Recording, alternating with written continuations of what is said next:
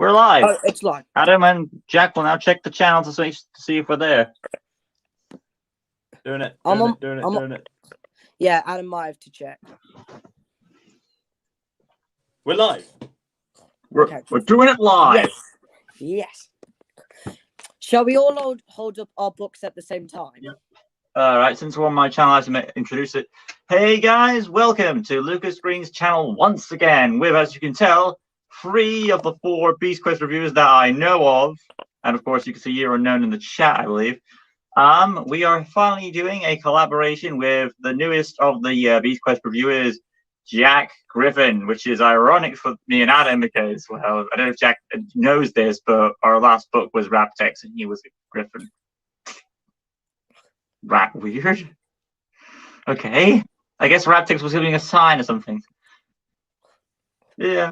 Anyway, though, so in this video, we will be ranking series 1 to 13 as a little update for Jack. And that being said, I'll let the 2 guys here introduce themselves while I sort myself out. So, gentlemen.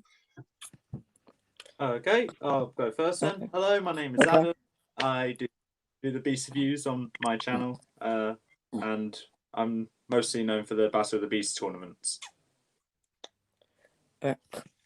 Hello, my name is Jack, and I've only posted 2 videos so far, but they're reviews of Beast Quest Series 1 to 2, which this is going to be awkward since I haven't done the rest of these reviews, but I'll do it anyway. Right then. So, before we start, I'm going to let the guys say how they're ranking their series based on what terms. Okay, I'll go first. Okay, you can go first. You can go first. Oh, okay. I was referring to, like, are you basing it off? I'm ranking it on story or like favoritism or how much I like it. Okay. I was originally going to be ranking mine by Beast, but then I've got a good thought. So I'm gonna rank it by story and the Beast. So, like, if the Beasts were good and if how they affected the story. So yeah, that's gonna be my ranking. Adam.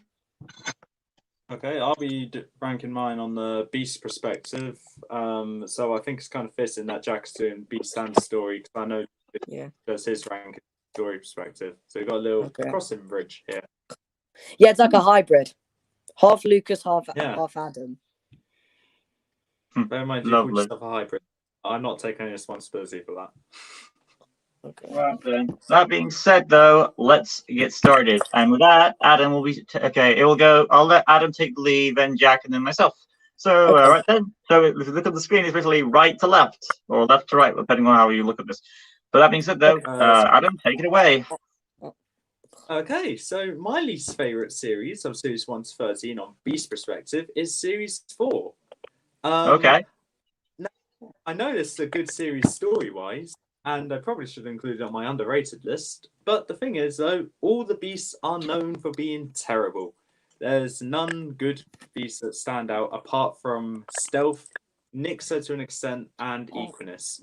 And for some people watching, Luna. But for me, they all kind of blend into the background, and Stealth is my favourite because he's the finale. Okay. Jack? Okay. Adam, be warned. This is my opinion. But from series 1 to 13, my least favorite is series 5, The Shade of Death. That's both on a beast. That's both on a beast and story perspective. Yeah, but as you can see, Coldo is my favorite of series 5. This one, okay. I'm gonna hold it like this. So I pick up. So series 5, I sort of think is basically a repeat of series 1, but this one I feel like the beasts were just a bit duller. Coldo is my favorite because I like how he was captured by the people, and it really showed. And I like how we rescued Tom, but I also like the bear encounter they have earlier in the book. My least favorite is Rock because I feel like he was a bit bland. Hawkeye and Crab are like the mediocre beast. But Adam, I know your favorite out of Series 5 is Amictus. I gave her the next best thing, and I put her second place because camouflaging ability is just great, and Tremor is also good as well. But I like Coldo the best because, like I said, I like how because we never really get to see a beast that gets captured by the people. So yeah, so that's why even though my least favorite Series 5, I don't think any of them are bad, but I just think this is the worst one. So that's it. Your favorite beast in Series 5 is the beast that gets captured. Okay. Okay. I get it. But it's a good book. Me and Lucas kind of see it as a sign of weakness when a beast gets captured. But it's interesting to see that you actually kind of like that. Yeah, and I know that because you don't seem to like Calder that much, Adam. No, I don't. It's my least favorite of that series. So it's good to see that people actually like Calder. Hey, Adam. Okay. Adam, by the way, chill. That was a joke. No, I'm cool. Okay. I'm cool. Right, is it your turn then, Lucas? Let's see. Before we start, the Euro known is in the chat. He says, "Hello, Adam, Lucas, and Jack. Nice to see the final of the 4 Beast Quest reviewers attend in some way." Right then. Of course, to no surprise, I think it's this is most likely to be expected on a story perspective. Series and my 13th spot, to no one's flipping surprise, is all together now. Series 11. 11. What should be said about Series 11 that makes it bad on a story perspective? Oh, nothing much. Especially it's just a rehash of Series 1, and it's not a good rehash. It's like you'd figure they would get better with, but you can't beat the original in this case. It's for those of you who don't know, Series 11 is basically now the only thing good about Series 11 is cancer, and that's being said. But basically, Evil Witch, who is imprisoned by the Avantians, is banished to another kingdom with another bunch of people. That's a weird thing, first of all. Like, why would you banish the witch to a kingdom of innocent people where she can do more destruction? That's a bit dickish on Avantia. But then again, when you see the Council of Wizards or whatever in Series 12 or 11, they kind of are dicks because of who runs the place, and Adam knows who runs the place at the time. Dark Side says, oh, thank you. I just, okay. We gave, thank you, Dark Side. Oh, God. I just saw Dark Side. Right then. So, as for the other elements, the weakness, of course, is strongly the beasts, and of course, for Adam's perspective, that could really tone it down a peg, especially Tarek. What would you say is your favorite beast of Series 11? My favorite beast of Series 11, well, I would need to look at them all because I think Flamar comes to mind because of the cool design. I thought yours was going to be Serpio because it killed Silver in the old generation tournament. We didn't talk about that. That doesn't happen. That didn't exist. Wait, what? Oh, yeah, that was over.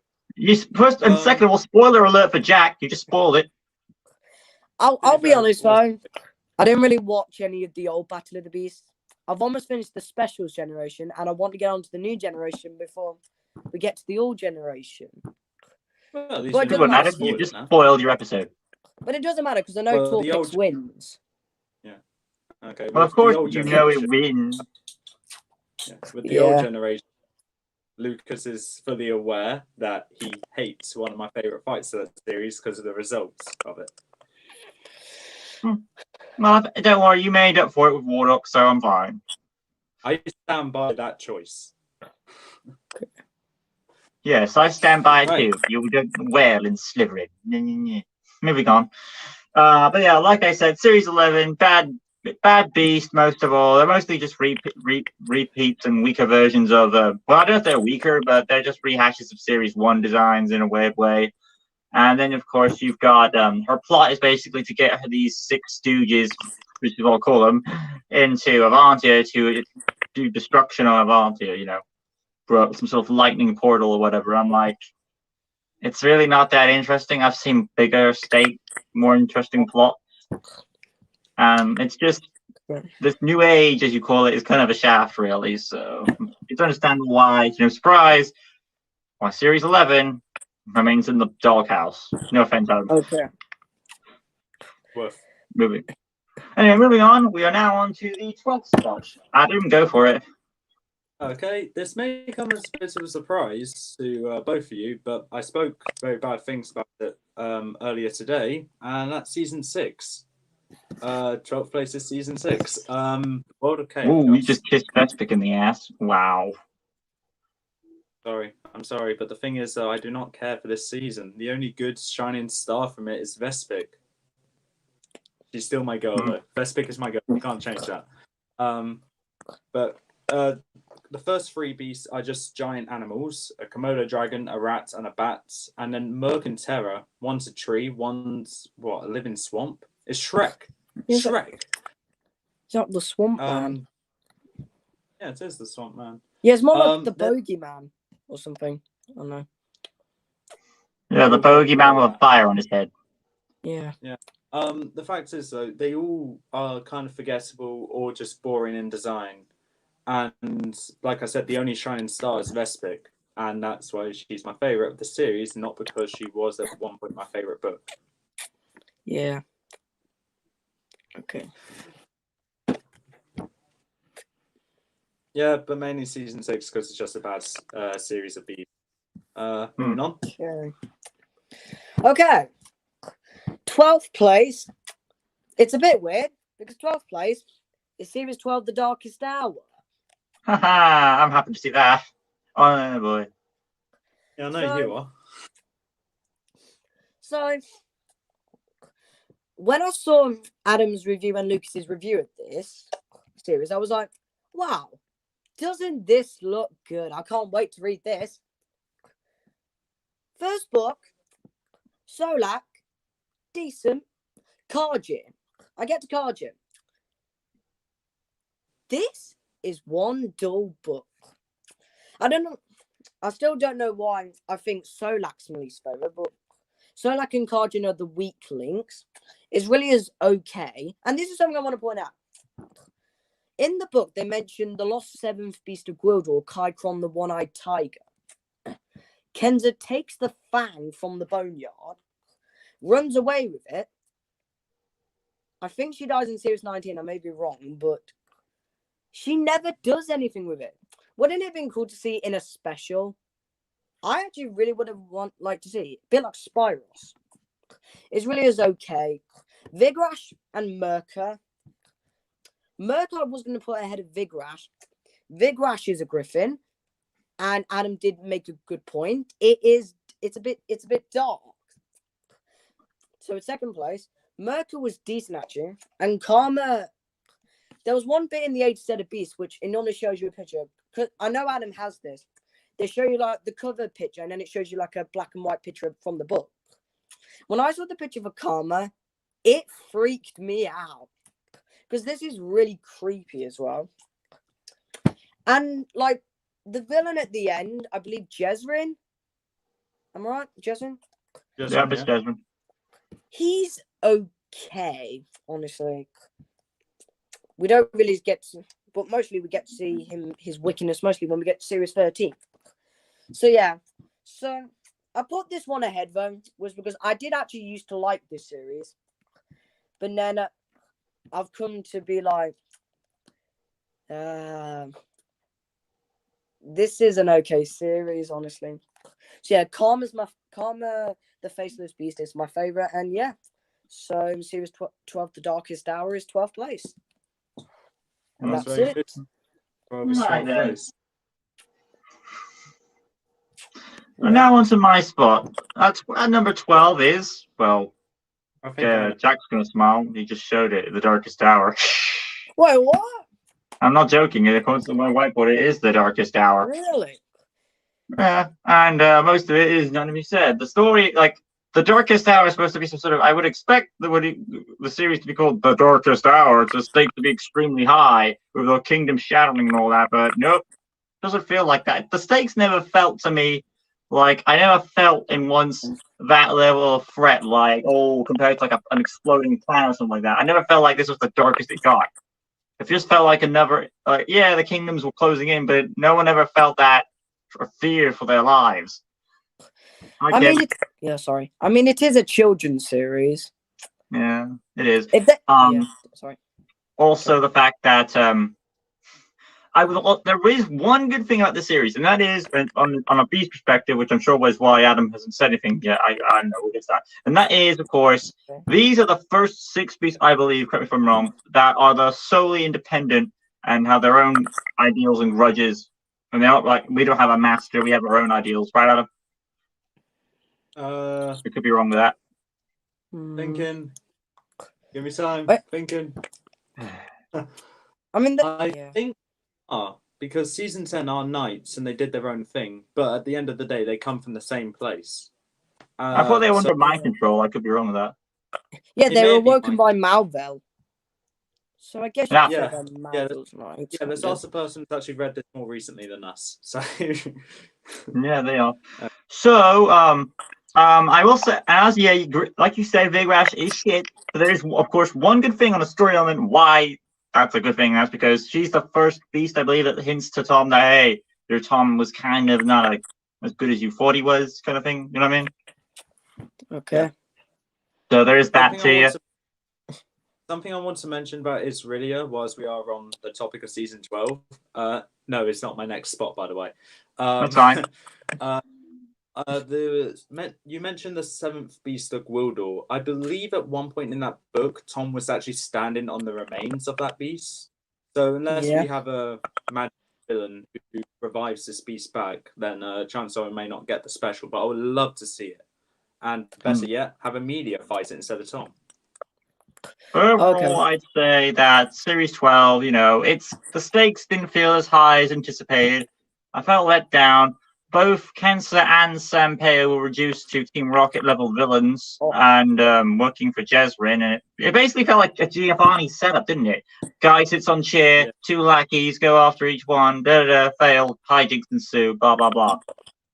And they blast off again and all that stuff. Yeah. And they end off again. So, for Adam, he would like that stuff. But anyway, though, me and Jack clearly don't like this series on the story and level and all that. So, I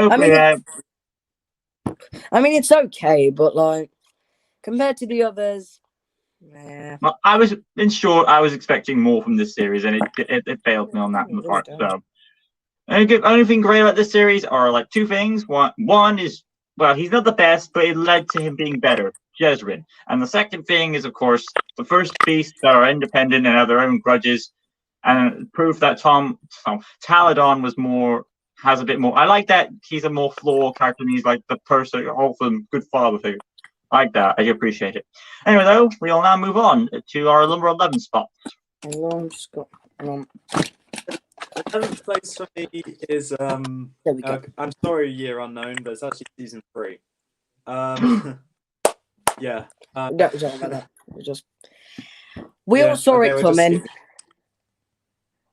Yeah. Okay. So unfortunately for season 3, the 3 beasts, Torgor, Score, and Tusk, are not the greatest beasts. They are easily surpassed by beasts that are similar or classic copies of them, which are a lot better later on in the series. So we got Minos or Wrathcore for Torgor, Score, literally any beast with wings, and Tusk, Crotax. You'll learn about Crotax in season 23, Jack. I've already saw your review. I've already saw your review, Adam. Oh, okay. Yeah. Okay.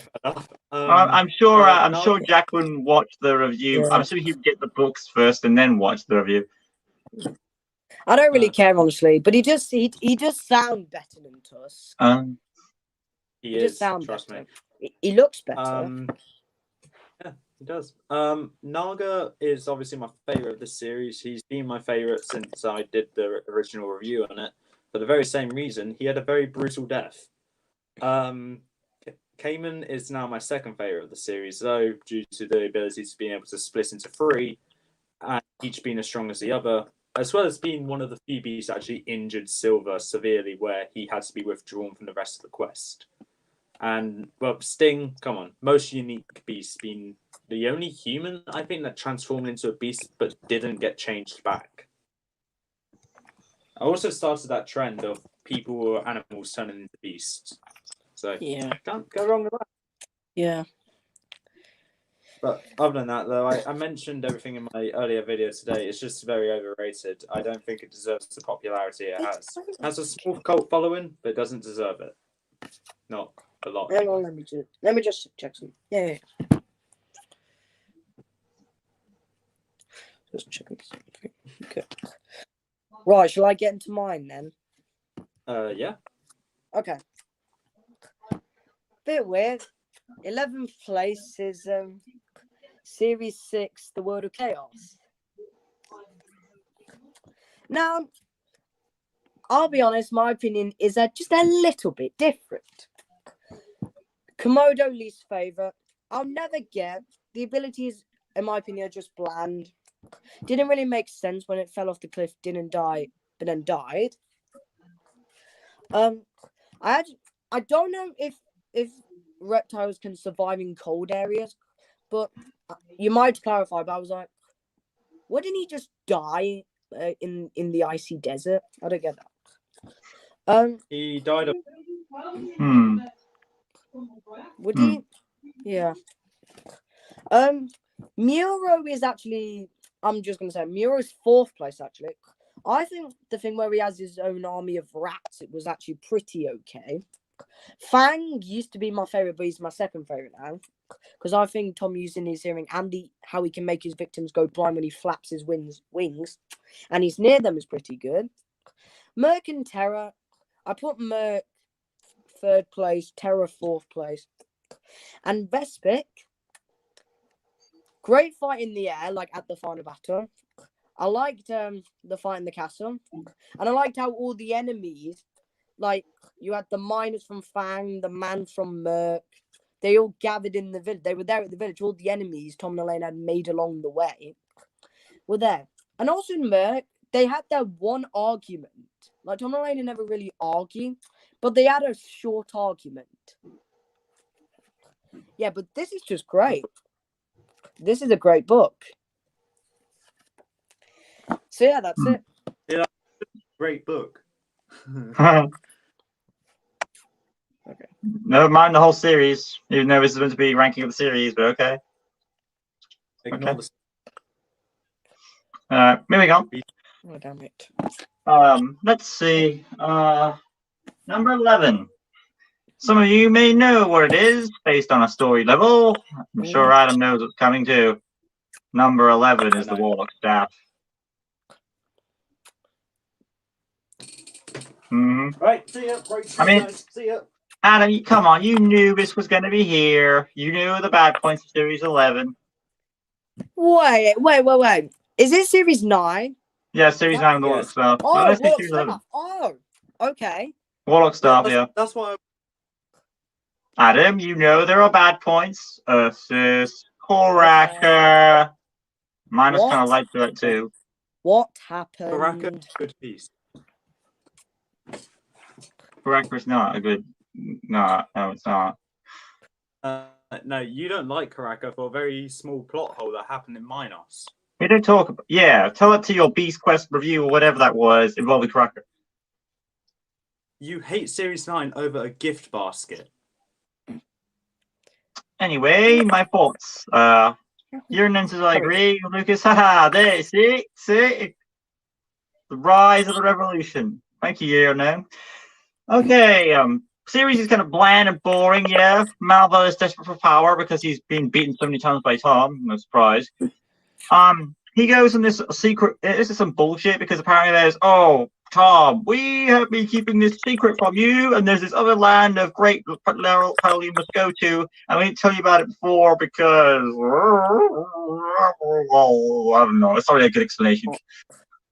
Anyway, though, he goes there, tails after him, and this is, I would say, this is the series where the Petra turned henchman becomes an ally kind of thing starts, I believe. Hang on, I'll be back. I'm just gonna do something real quick. I'll be back. Shall I carry on? Yeah, carry on. Right then, So this is where the Petra change begins. That's one positive, I suppose. And of course, the strongest positive in this whole series, to Adam's no surprise, is Torpix. Actually, no, that's the second strong. No, I take it back. It's the second strongest because to me, personally, Silver is better. But what? The second strongest thing is Torpix, and the first strongest thing for me is Silver. Bram still says yay. Yeah, Silver and Torpix are both great beasts, if you ask me. Because you get like that temptation of darkness from Silver finally. Because it's the first time we ever see. We'll get it later. This is like the first thing for the fans what we get, where Silver himself becomes one of the beasts, and that is our first fan happiness there. And it gives Ellen a development. I've explained why it's the high point of Series 9, in my opinion, with the finale being almost just as good in my opinion, Ursula, but it's still great at end. I believe Malva gets defeated by trapped in the Eternal Flame. I think he gets trapped in the Eternal Flame. Yes, he does. As for Spikeman's okay. I feel like the first half kind of screwed it over. But yeah, I would say, like I said, the strong points, of course, are Petra's. This is the beginning of Petra's change from villain to quote unquote ally. The strongest point for me, of course, like I said, is Silver having one of our major first good character become turned to darkness, which will be a foreshadowing for Series 4 at this point. And of course, Torpix at the end, great. As well, Spikeman's okay. Spikeman's okay. He's not. Ooh, that's good. It's more like he's okay. It's the first half that screws us over. Ursus, Minos, and Karaka. Once you get past that, it's a smooth ride. Hi, Peter. Hello. Yep, up to chat. Marvel will get power. Tom tried to defeat the old man. Wow. Anyway. So that being said, we shall now move on to our number 10 spots. Off you go, Adam. Okay, 10th place. I'm sorry, Jack. It's season 2. Fine, your opinion. Just say it. Just get on with it. Don't worry, Adam. We understand this is solely on a beast perspective. Yes. Solely on a perspective. Claw is absolute trash. This is not an opinion. This is 100%. Zephyr is not much good, but I actually do like Zephyr for different reasons. It's not to do with the beast, which I can't talk about. So hopefully someone does that for me. Vipera and Arachnid are just okay. Unfortunately, they just kind of blended into the background, being compared to other spider and snake beasts, respectively. And Sultra, obviously the best of the season, in my opinion, because of the Medusa ability plus the Siren kind of crossover. Actually, no, it's a Gorgon, not Medusa. Plus a bunch of other stuff. Plus of how well she actually did in Battle of the Beasts, being the last season 2 beast left, and I think the only one to make it through to round 2. And Trillian was at one point my favorite of the series, but after realizing it's just a regular line with 2 extra heads, Sultra. But yeah, unfortunately, just kind of it's just overshadowed by tons of beasts which aren't really worth reading, in my opinion, because they're just boring for their claw.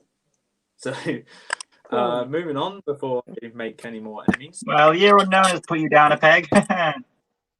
Yeah, Okay. I understand Year Unknown doesn't like Sultra. I understand the reason as well.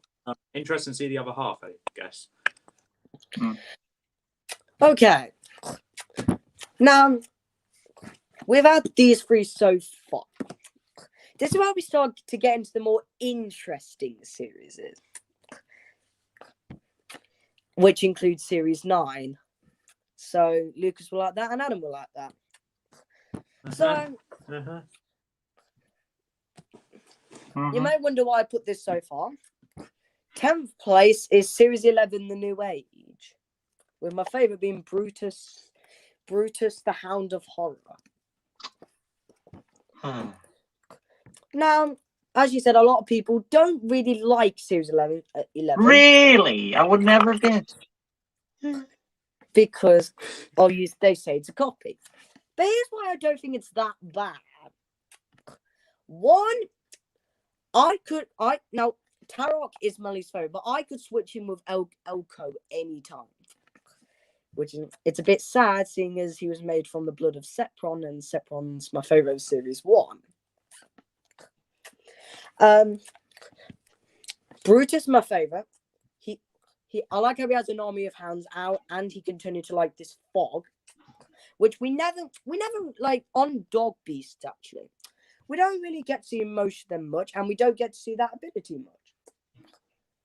I mean, we do get to see Canis, but only good thing about Series 16. But anyway, Flamar is okay, I'll be honest. I like how she takes the form of Kenza. Serbian is my second favorite. Pretty good beast. And Tauron, third place. I don't care. A lot of people say he doesn't really use his wings. He does only use them once, but it's only in the prologue. But I think he wasn't that bad. But Brutus, I think, is always going to stay my favorite. He's a great beast, and I like. This is just great. I love the end with the forge and how he dives into the forge and he burns up basically. But these beasts aren't that bad. I mean, I haven't said Series 1, so at least I'm putting Series 1 higher than Series 11. So you've got to give me some credit. Right, but that's it. Oh, I'm surprised there's someone out there that actually likes Series 11, honestly. Yes, compared to all 4 of the Beast Quest reviewers in this that we know of, you're the only one who seems to tolerate it more than us. I mean, it's okay. When is it? It's If it helps, we need someone to like Series 11. Pose. I will say that. I wasn't aware that Brutus can turn himself into fog. Yeah, he can. I think you even said that in your review, Adam. I think you did. I think you did. And he even does this. Even on his collector's card, it says that he can. I have the collector's card as well, but I don't know where it is. So see, it says here, Brutus has the ability to fade into a stinking fog to protect himself from attack. I think, but I do think from the book it does say that he can like go turn into the fog. I think Brutus has a good ability. Peace. Now for my number 10 spot. Number 10 is the Pirate King. Okay. Well, I mean, Adam's not surprised that I put Pirate King here because he knows it's not the best, really, is it? No, not the best. Not. Yeah, you'll have to wait and see. Pirate King's very interesting. Don't give me these vibes where it's going to be flipping high on your list, and I was going to be ticked off about that probably. Anyway, though, Pirate King. Yeah, this is not a good series. It's just you figure after all these big adventures Tom had prior to this, especially wasn't the last one bigger stakes? Like he was in another Kingdom of Malva, and it felt a bit more intense and dangerous. Yeah, it also had. Yeah, I'd say. Final. Anyway, though, in this series, it's just a bumbling pirate with his lackeys, and he goes along from each. I don't really understand how he has this much power. Like, he has this flying ship. He has his army crew. He's got the Tree of Life that he's going after, so he can make his. What's the whole his plan? It was exactly. I think it was just so he could use it to go to other realms and as a pirate just ransack it, like steal all the gold and basically just, as Adam once put in his review, to become filthy rich. So I think his plan was just to go to other realms and just pillage. Of course, I mean, money. Yeah, I mean he's a pirate, so what did you expect? Yeah. So. I don't want to be that guy, but it's not called the Tree of Life. It's called the Tree of Being. Oh yeah, I remember that. Oh yeah, the Tree of Life is something else. Thank you, Adam. Thank you. Hang on. Okay. As you can see, Year Unknown is the only one who likes this series the most. I'm not sure how much he likes it compared to us, but he likes it. Lucky us. I mean, I like Series 8, but that's because I like it on a different perspective to Lucas. I agree, the story is trash. Yeah, but these aren't good either, Adam. Torno, Bloodboar. I think there's a few more. Oh, we're gonna have some problems, you and me here. We'll just. I mean, I know Balisk is cool. What's the second one? Goron, Jaws of Death. Yeah, he's okay. You know, the Walking Death Machine. Hecton's okay. Cronus, okay, he's the best one. Cronus. That's the high point. That's the Vulture. But He's got laser beams coming out of his eyes. okay, 2 out of 6. There are still 2. Some are mediocre and some were. Well, the best ones being Coron and Cronus, when he's left there both with K, are pretty good. But yeah, I would say overall, it's a disappointment because the villain basically, at one point, mind controls the wizard Adaro, and then he's like, "Oh, I've got the dual powers of the belt," and he rarely uses them in the finale fight, which is kind of disappointing. And he gets to feel like some sort of Looney Tunes villain, this big, "Oh, fell over on this rubble, you take me away now."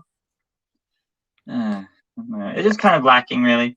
But overall, you can see why, compared to previous quests that we've had with bigger stakes, I was expecting more than just some sort of greedy pirate. Or at least, if you're going to do a pirate, at least make him more an intriguing villain, that his treasure was something more. It was more than greed. I wanted a pirate that was more than just the greedy cliche. But we didn't get that, so. Anyway. Year Unknown says Coron equals death and destruction. The walking death machine. Yeah. Guys, bit awkward. I've got to leave. I didn't plan this, I promise, but I have to go to bed. I didn't plan this, I promise, but like, this is awkward because we're not finished. No, we're not. We still have 9 left. So what we can do, if you like, we can end the stream now and continue another day, or we can finish up us and you record as a separate video for yourself if you like. We don't mind. It's up to you. Could we do a part 2? Yeah, I've got no problem. Yeah, we can do it. Okay. Yeah. I do have a phone call tomorrow with Jessica, but I'm fine. Okay. Yeah, I mean, I'm not available for weeks, so. Saturday would be alright. If I can't. Yeah, I can't do Saturday. Okay. Sorry. Okay. Oh. What days are you guys free? I'll keep you guys updated because I'm working the rest of the week. I'm coming. No, yeah. All right, Jack. You go off and head off, and I'll end this off as a part 1. Okay. You go. Yeah. See you later. Okay. Bye, Jack. All right. Bye. See you guys. Bye. Bye. Bye. Well, that's all for, as you can tell by Jack's departure, this is it for part 1. It looks like we're doing this in multiple parts, which I suppose is a good thing because it saves my throat from getting too heated up. So thank you guys for watching, and you'll be intrigued to see how our little ranking continues on in part 2. Thank you, Adam, for being me for this video. I actually am happy that we got to doing this because I didn't expect you to do it today. So, yeah, pretty awesome. And Year Unknown, I am, again, like I said, I do feel bad for leaving you out because it would have been so awesome to have all 4 Beast Quest reviewers here. Don't you, Adam? Yeah, I do agree. Yeah, it would have been very awesome and very, very crowded. But it would be interesting. Yeah, Year Unknown. Let's see if we can arrange a stream with us, if you like. That'd be something. If we could get all 4 of us somehow, that'd be awesome. Hopefully sometime in the future. We'll see. Anyway, thank you all for watching, guys. It means a lot to all of us. And if you've left a like on this video, we also do appreciate it as well. Thank you all for watching. And until next time, from me and Adam. Peace. We're live. Time to check the channel. All right. So we are appearing live, guys. I'm just going to check. I'm addressing the audience, by the way, to see if we're there. Yeah, we're there. You got it? You see it? Yep, it says we're live. Yeah. Indeed, we are. Yeah. So welcome, ladies and gentlemen, to collaboration part 2 of the ranking of the original series of Beast Quest Series 1 to 13, the old era. As you can tell, first things first, this was, if you continued on from part 1, you know, hey, there's 4 of you now. That's because Year Unknown, we decided to add him to make the fans happy and like complete the quad. All 4 that you know of the main Beast Quest reviewers are here, surprisingly enough. So, of course, with that being said, I'll let the boys introduce themselves. Someone else go first. Okay, I'll go Anyone, first. please. Okay. I need to listen on my phone for the live stream because I can't actually hear what you guys are saying right now. Oh, okay, Adam. So, hey guys. The second oldest of everyone here, and also the second oldest Beast Quest YouTuber. and I'm having serious technical difficulties at the moment. Thank you so much, Adam. Welcome. Okay. Hello, I'm Jack. I like these quests. I've only posted 2 videos so far, but I'm big fans of these guys, and yeah, that's me. All right. I am Year Unknown, or Unknown for short, not a Pokemon reference, just Unknown. And you guys probably know me for how I rant a lot about Beast Quest. I promise I won't rant that much. Okay.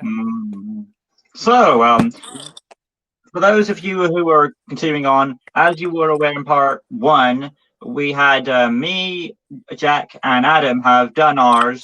We did our first 4 spots. So You're Unknown has to catch up. So he'll be going first for his first few spots of the first 4. So whatever his bottom 13 is, whatever his bottom 12 is, whatever his bottom 11 is, and whatever his bottom 10 is, he'll be saying those. And then after he's done those 4, we'll be doing. After he's done his 4, we'll go to Jack, then Adam, then yours truly. Hello, Darkside, by the way. So that being said, You're Unknown, it's all on yours. What is your number 13? My number 13 is Series 6, The World of Chaos, with the representative being my favorite, Komodo the Lizard King. Okay. Now, I like the idea of the World of Chaos, with the blood red sky, just like Gorgonia, which, if you didn't know, Series 3. And also how time is set up and the free. I thought that was very interesting. And the land of Chaonia is, in my aesthetically pleasing. But the beasts, in my opinion, aren't that good. If you've watched my ranking all the beasts from Series 1 to 25 Part 1, you would know that Muro, Merc, and Terra made it on to that bottom ranking. Which, yeah, isn't a good sign. I do like Vespic, but I'm sorry, Adam, she is kind of a rip-off of Amictus. Fang has a rip-off Krytor, but I actually think Krytor is better. And I've actually forgotten. I don't remember whether it was you, Lucas, or you, Adam, who preferred Komodo, but in my opinion, I prefer Komodo to Convol. Yeah, I just prefer Komodo dragons to regular lizards. But the story was good. Half the beasts were okay, and the other half quite bad. And yeah, I'm probably gonna be done with this because I don't have much to say other than ranting about that series. Yeah. All right, so my number placement 12 is Series 4, the Amulet of Avantia.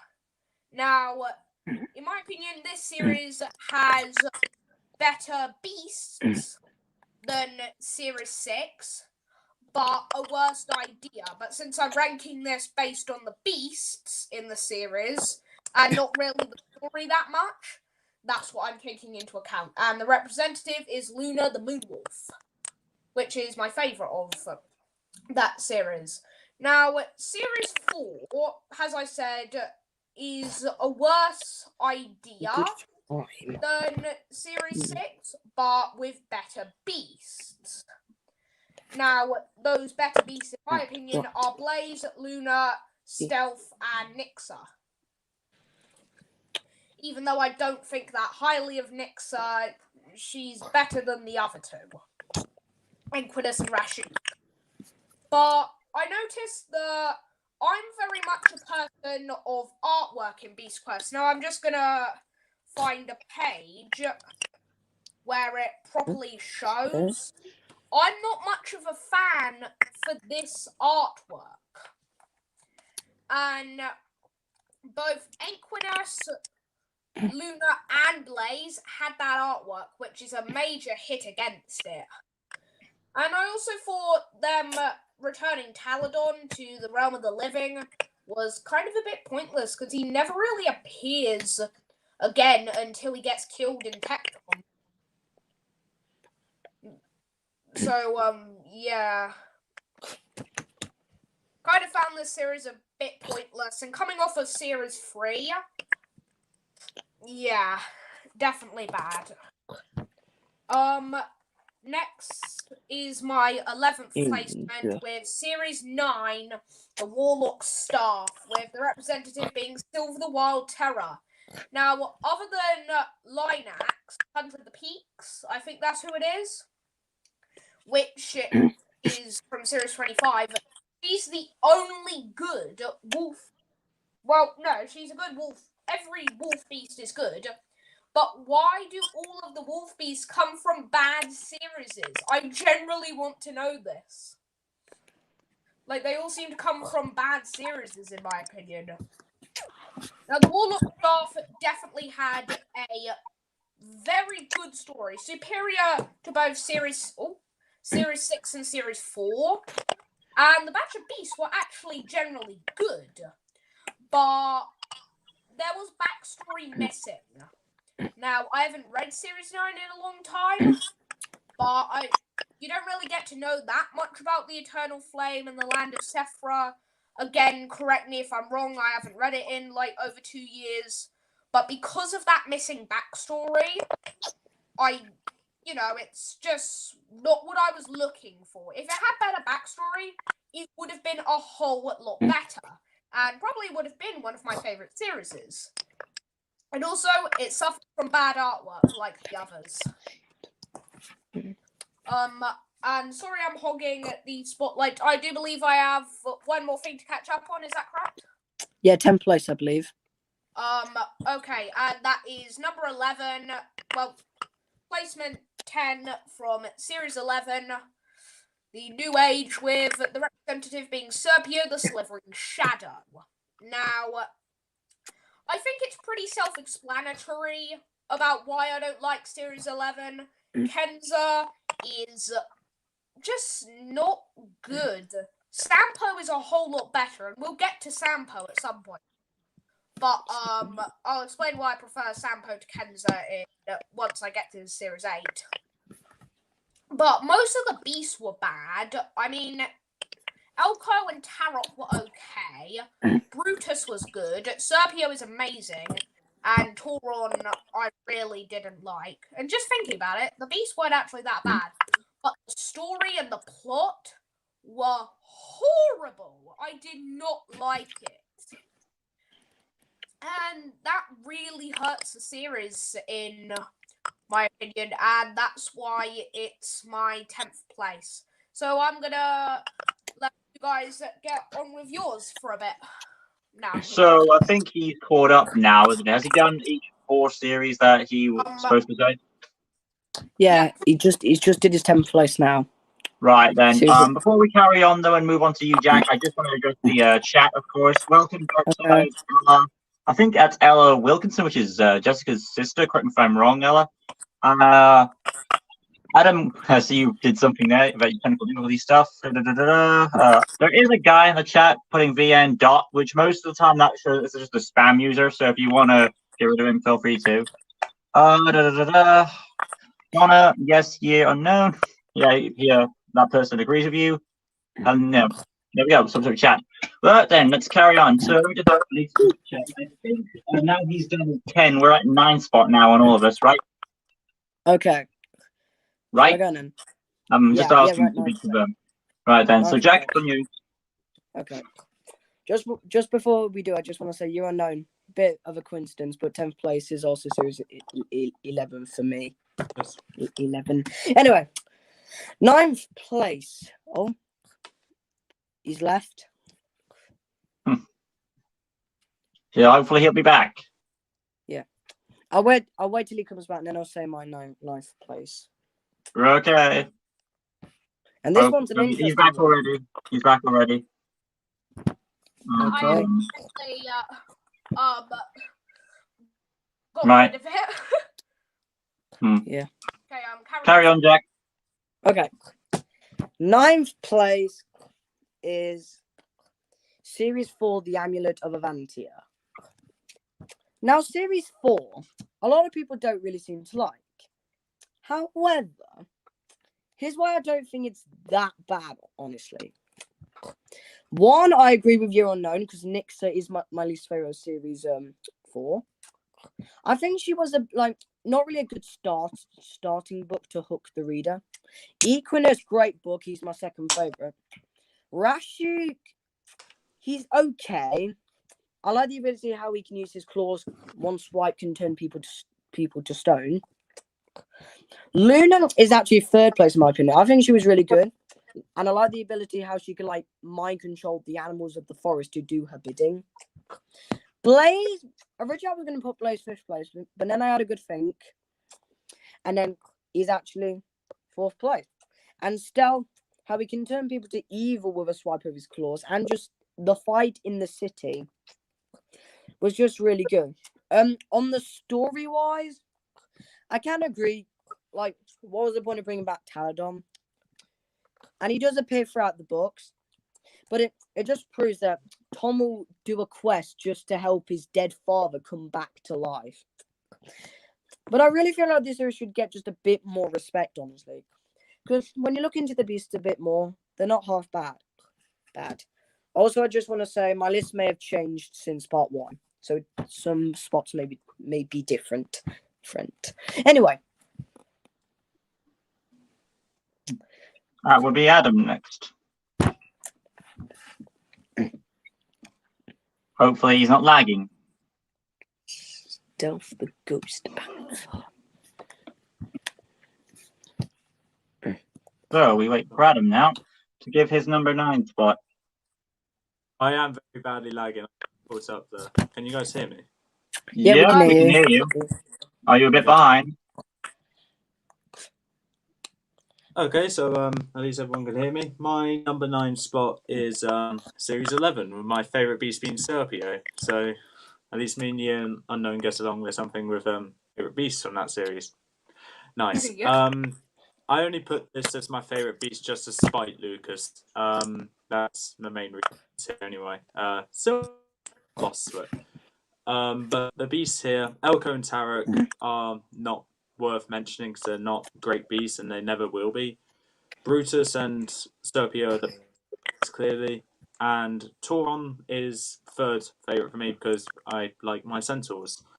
Flamar, I have nothing special to say because in my opinion she's the most forgettable one. But I put Series 11 in 9th place because, in my opinion, I get the designs are a bit more unique than the story, let's say, because this is a blatant off of Series 1. So I think it's worth mentioning. Good beast, bad story. Kind of. Moving on before I start repeating myself. Okay. Right. And that just leaves me at number 9 now. Before I carry on, though, I will say this. I am debating to switch Warlock Staff and my number 10, which was... Did I mention my 10 spot? Yeah, you did. It was Pirate King. Yeah. It was Pirate King.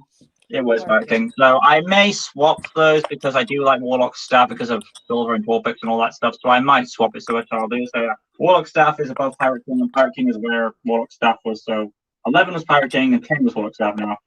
That's the only change I'll be making though. Number 9 on my list is The Lost World. Right.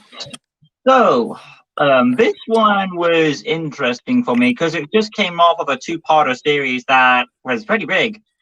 It had great stakes in it, where you had the Malville and Power of a Kingdom, and of course Tom has to go on a quest once again after he's been pretty much exhausted from this big epic quest with Velmal and stuff to get his mum back. And I do like it. It does show a bit of development for Freya. She likes to, even though those actions weren't her fault, she likes to make up for amends by helping train a hero to rise and build up. It is fun. It is a fun ride. I do enjoy the story. It's a good. It feels very redemptive, and it has a good weight on its shoulders. It does feel very warm and welcome. The stakes are high. It feels much more of a threat compared to Series 12. And overall, I enjoyed it with a nice charm. It had a nice warm feeling for the heroes, and the stakes were well high. And it was nice to see Malvo again after all that happened. Let's just look at the chat real quick. Dark Side, yep, favorite. Up to the chat. Just adjusting more people that came in by, and people do agree with Adam on some notes. All right then. So that being said, we can now move back on to Year Unknown with the number 8 spot. Okay, so my number 8 is 13, the Warriors with Skirix, the Forest Demon. Now, I just want to say I love the idea of the Warriors Run, but as I said when we were backstage, I base everything off beasts, and Series 13 had rather forgettable beasts, Skirix being the most memorable in my opinion, with the second most memorable being Cobra. But yeah, in my opinion, Tarkra, Slivka, Linka, and Vermont aren't that memorable, and I've forgotten a lot about them, to be honest. And what I do love the idea when I don't remember over like 75% of the series, that does hurt the series. But yeah, good premise, forgettable beast, and overall a good series, but forgettable.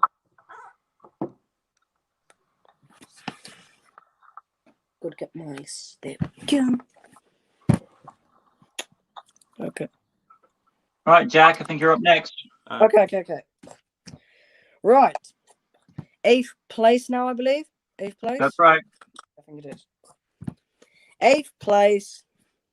We've got to go back. Series 1, where it all began.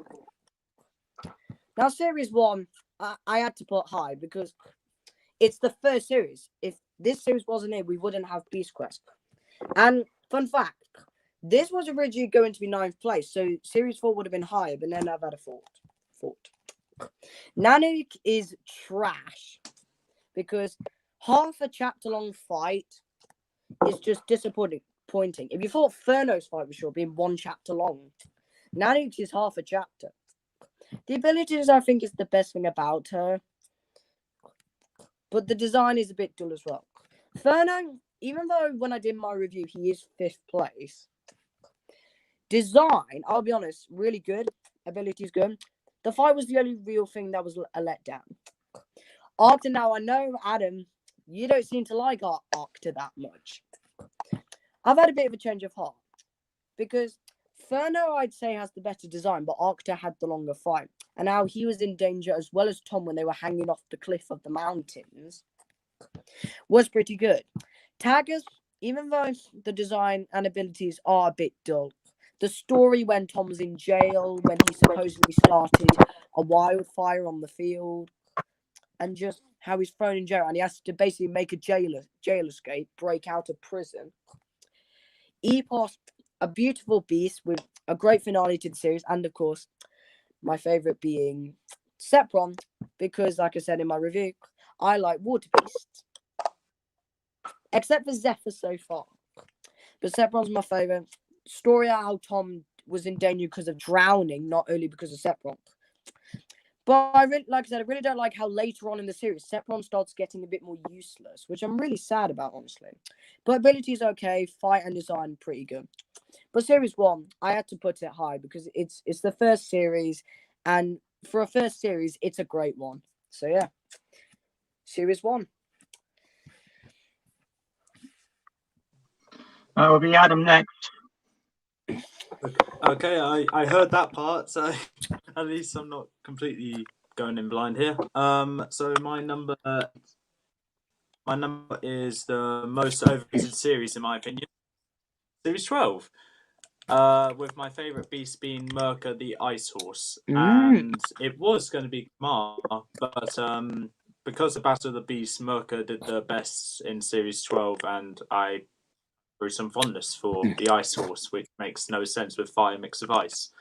I put this in a towards the middle. It's a guessable balance in my opinion. I had to rewatch my reviews, reread the books, and watch Lucas's book reviews just to know what these are. I don't remember anything positive coming from them apart from Vespic's wing appearing in Vigrash's fight. That's when I had an addiction to Vespic. Rock, Amictus, and Crab make an appearance in the early season. Merca, I don't even know what beast appeared, and Kamar, I believe, was in the cave and she died by sunlight. Yeah, they're all forgettable in my opinion, and the last two, Merca and Kamar, the only stars met. But season 12, overrated in my opinion.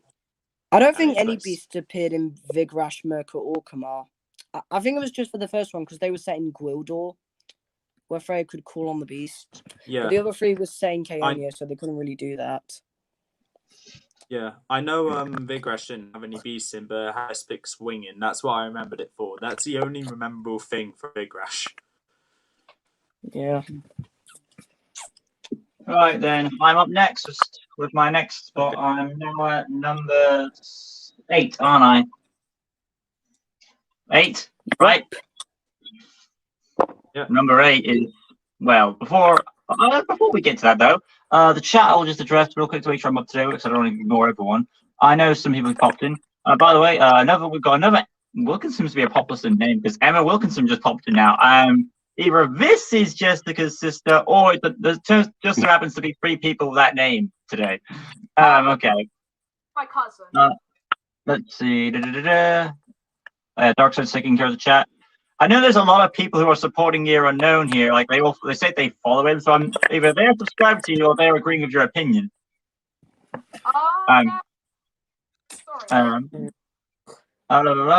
Good. We've got some kind words for Jack there from Deborah and Donna, and Republican says great so far for everyone. It's nice to hear that all you guys are appreciating our thoughts and all that. And also Year Unknown is a great addition, and I would say all around we're equally as good as each other.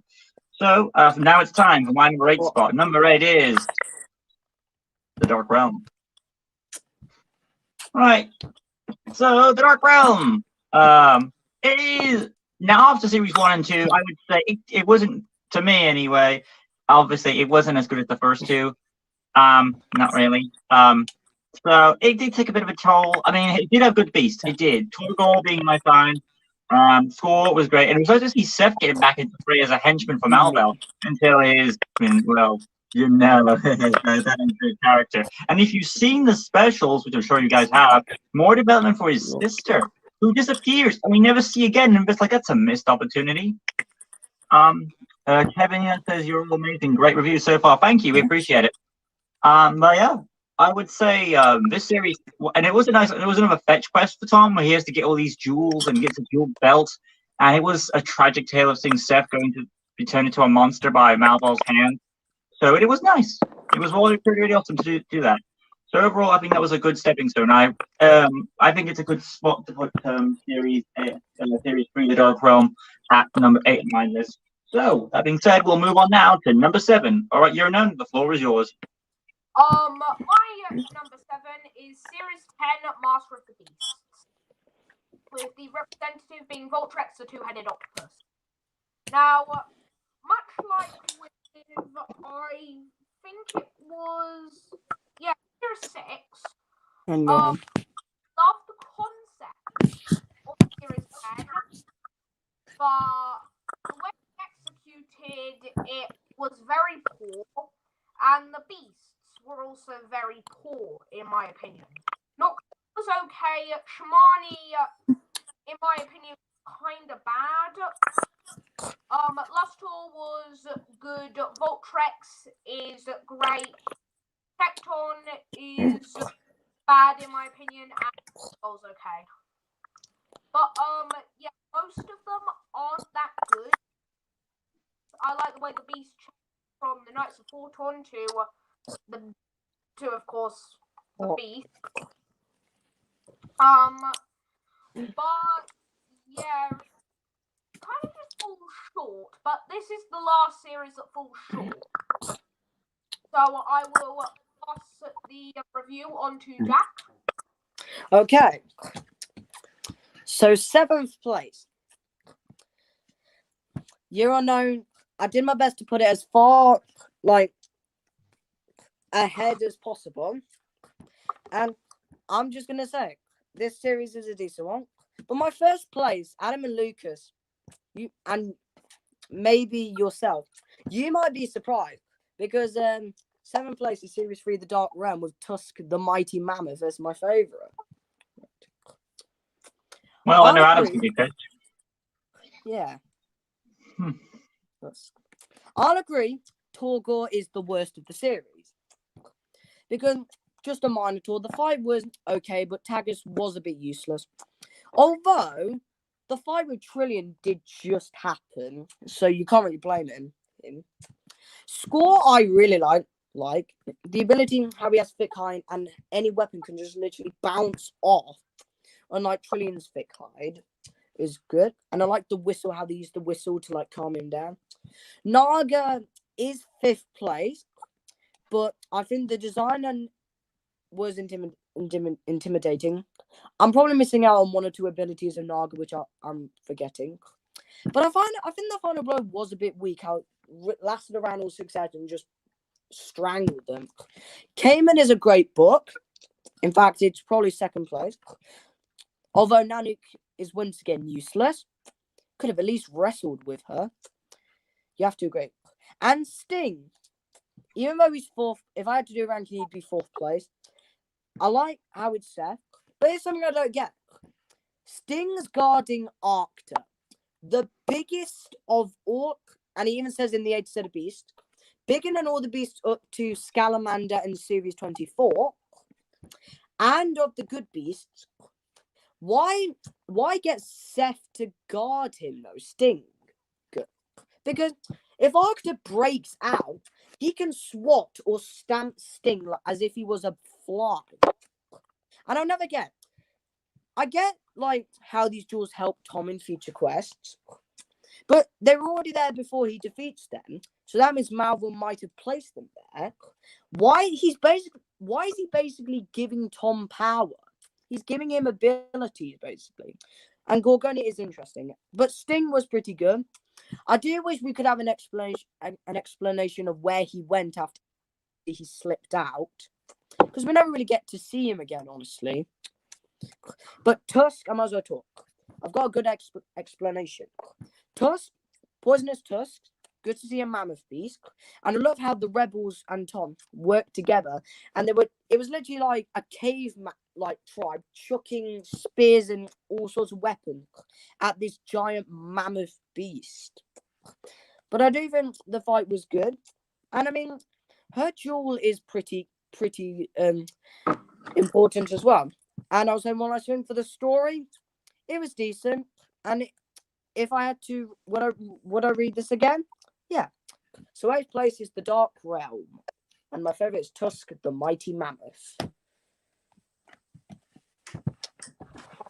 Okay, I believe it's my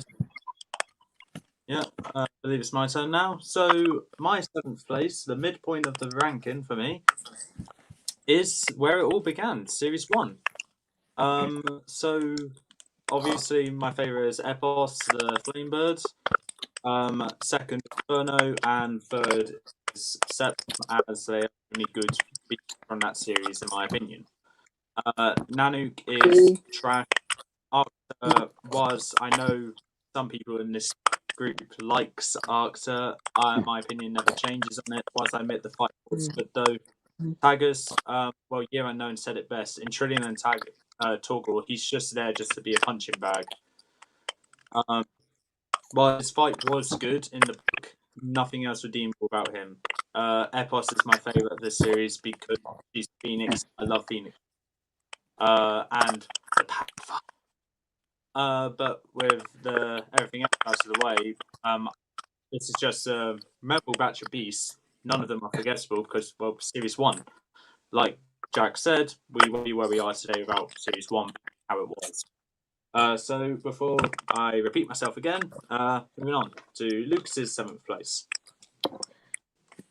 Number 7 is The World of Chaos. Right then. So, World of Chaos. I believe it is the series of Best Pick, isn't it? Yes. Right, it is. Right then. So this one was good. It was a nice follow-up to Series 5. So, like, you have to go and rescue his mother from Belmal, but also discover about the Queen is sick, and you need to go and find ingredients for a potion, and you can only get them off each of these specific. I don't know. Was it parts of each piece, or was it like they were guarding specific pieces of the puzzle? Because I knew Terra had like a leaf on it, and then you had to get some, I think, apart from Vespik or something. Yeah. I think they weren't really guarding. I think they were just planted on the beast. So Komodo, you had to get like some cacti, just literally some cacti. He wasn't guarding. Miura had like a giant fat ring, like circle ring around his tail. Fang, I've forgotten what Fang was guarding. Merc had some like weeds or something. Terra was the white flower that he had on top of him, and Vespik was her wing. So yeah. Right.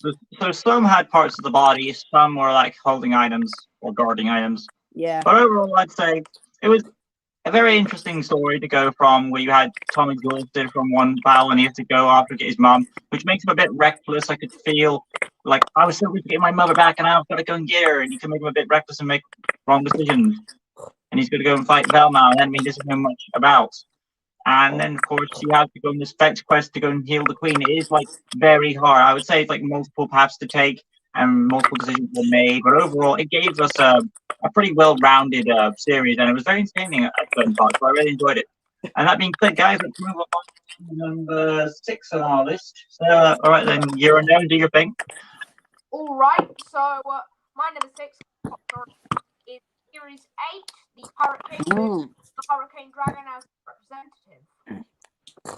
Now, like I said when I was talking about Series 11, Sampo, he's an absolute idiot. I think we can agree on it.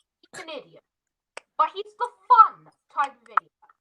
Person you watching a movie that's really dumb and only there for comedic relief, but it actually works. I have to admit, Sampo is far more interesting in this series. Well, he does become a comic relief character later on. But,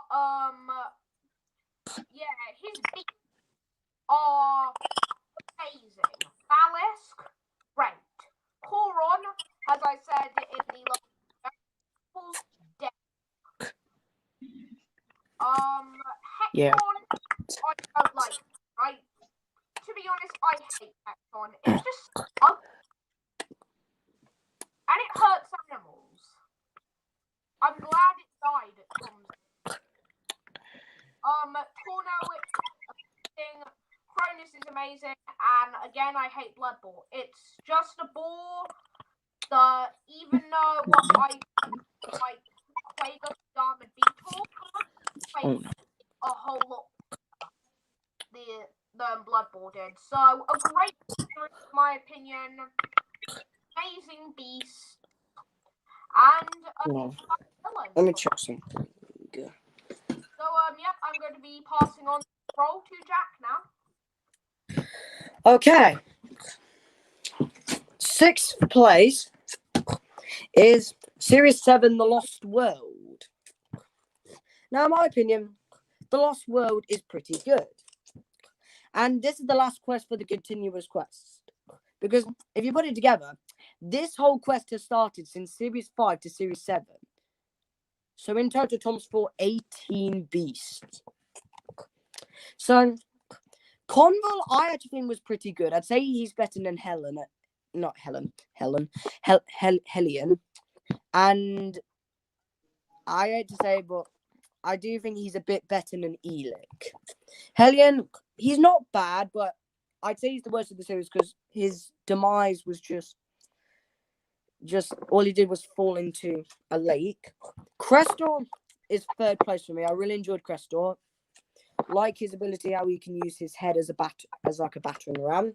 Madara is 2nd place. I love her ability, how her like fur can turn it like have a glass covering on it. Elic is okay. It's an electric eel. Carnivora is a great one. The abilities are great. And the final battles are really good. And for the story, I like how Freya stayed behind to train this overweight guard to become Tavania's master of the beasts. For Tavania, because it's the twin of Avantia, I think it'd be pretty good. And if Avantia wasn't available, I'd live there. I don't know.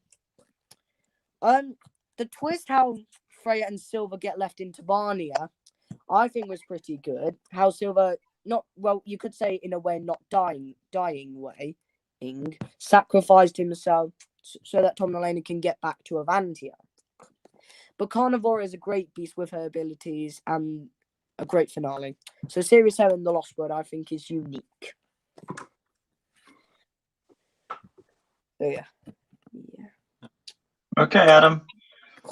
Okay. Yeah. Okay. My turn. Hopefully, I can hear myself. Okay. It's interesting that Year Unknown actually put Series 8 in 6th place because that's the same for me. The only difference is my favourite is Balisk.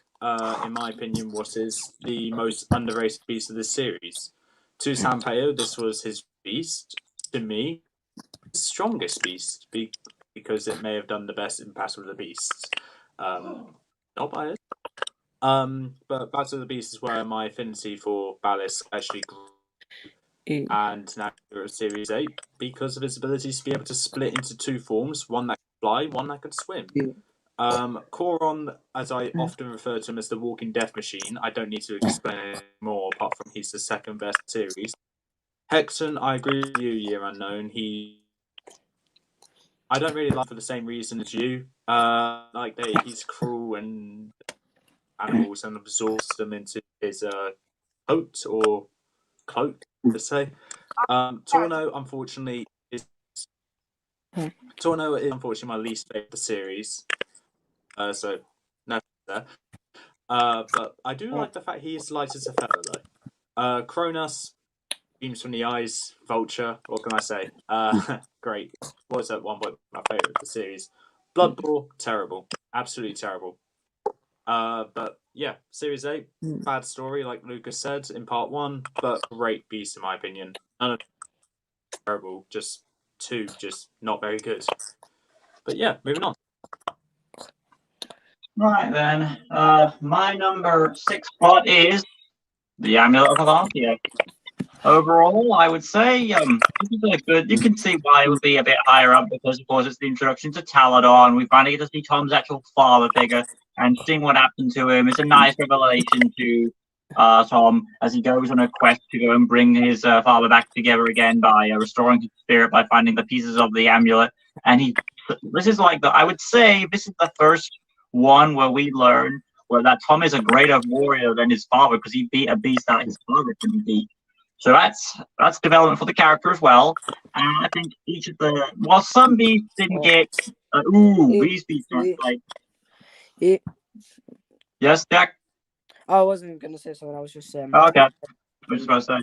But yeah, like I said though, Luna and Blaze are a bit in the background. I wouldn't say they still show. Rashuk is a middle ground. He does have a good ability with turning creatures to stone and stuff like that.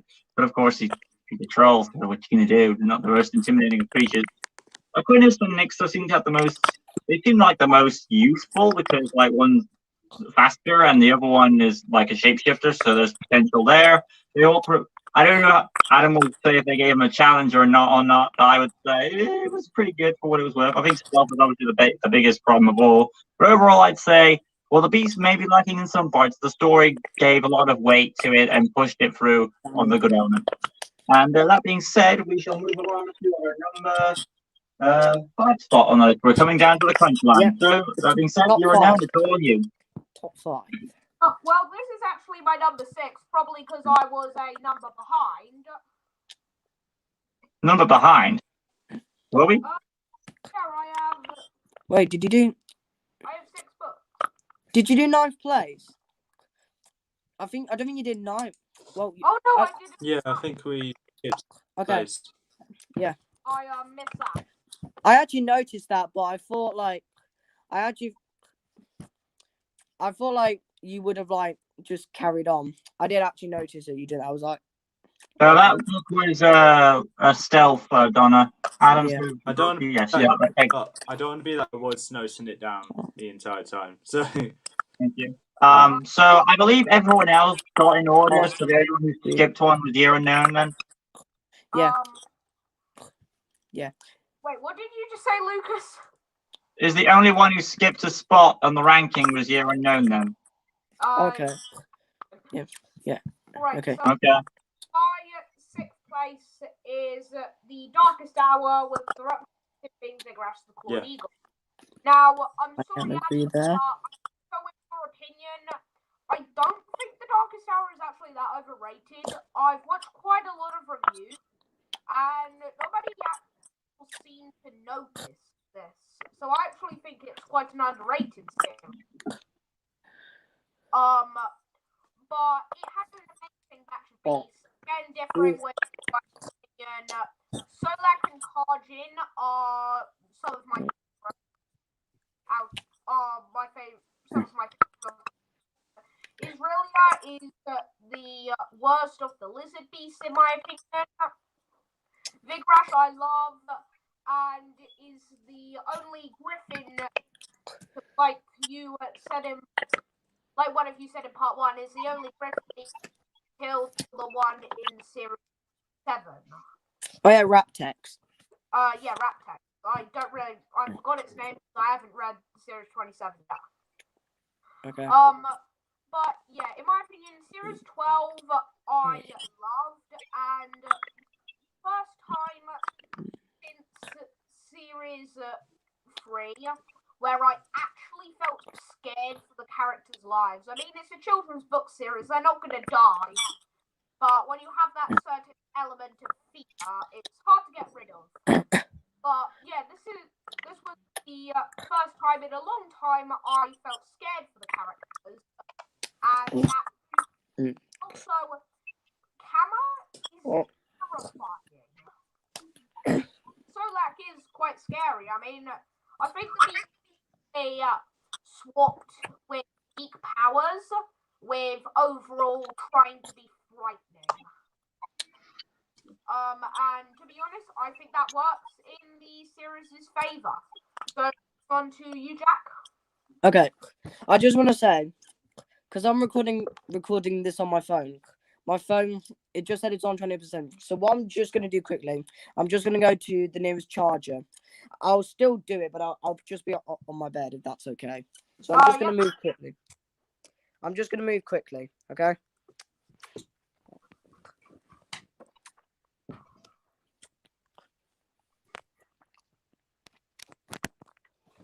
Okay, I think this works.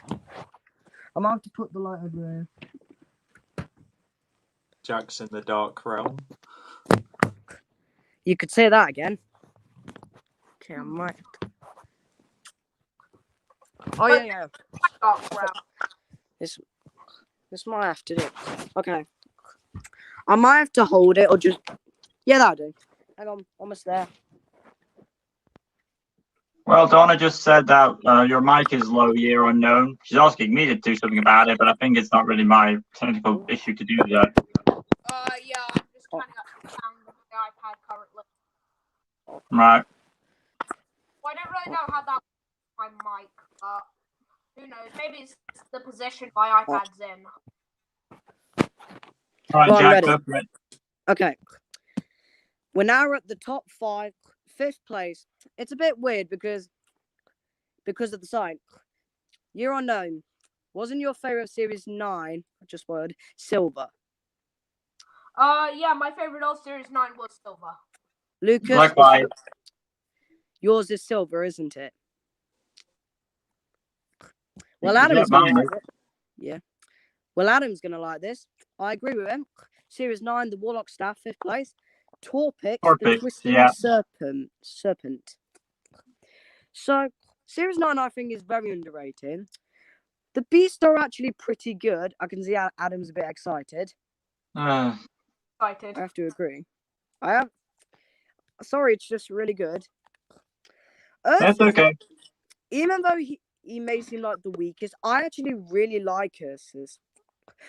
And there was one ability that I don't think any of you mentioned, and he said this in the A to Z of the Beast. I don't know if it counts as an ability, but he can apparently smell the fear of his victims.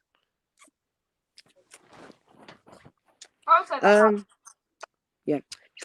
Cracker is 5th place for me. It was a great fight to the sky, but I don't feel like it was like worth giving a high ranking. But I do feel like the abilities were probably the weakest point about Cracker. Minos, I think, is actually very underrated.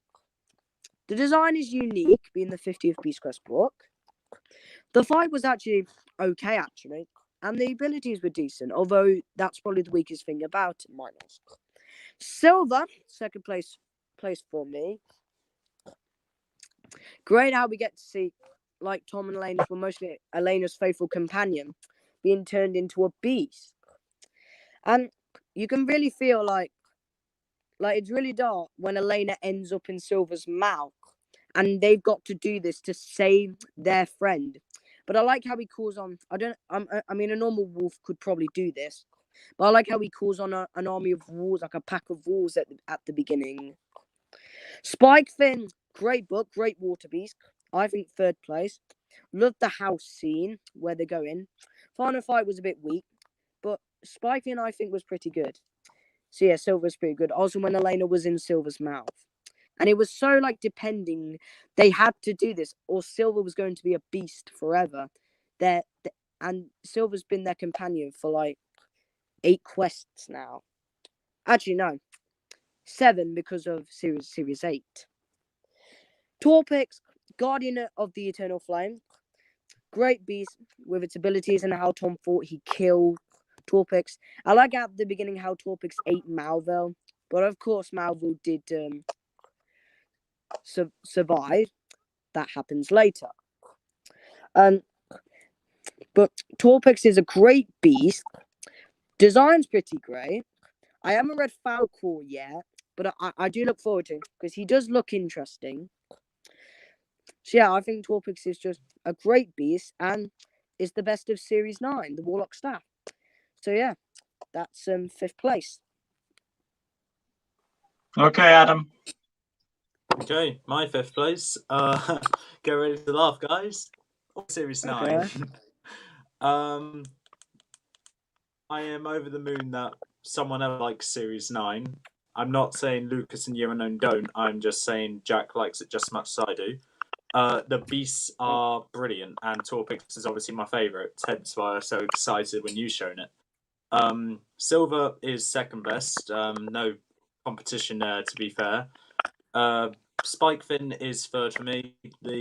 Like you said, Jack, Final Fight is weaker than House chapter because it's closing with a very open water beast.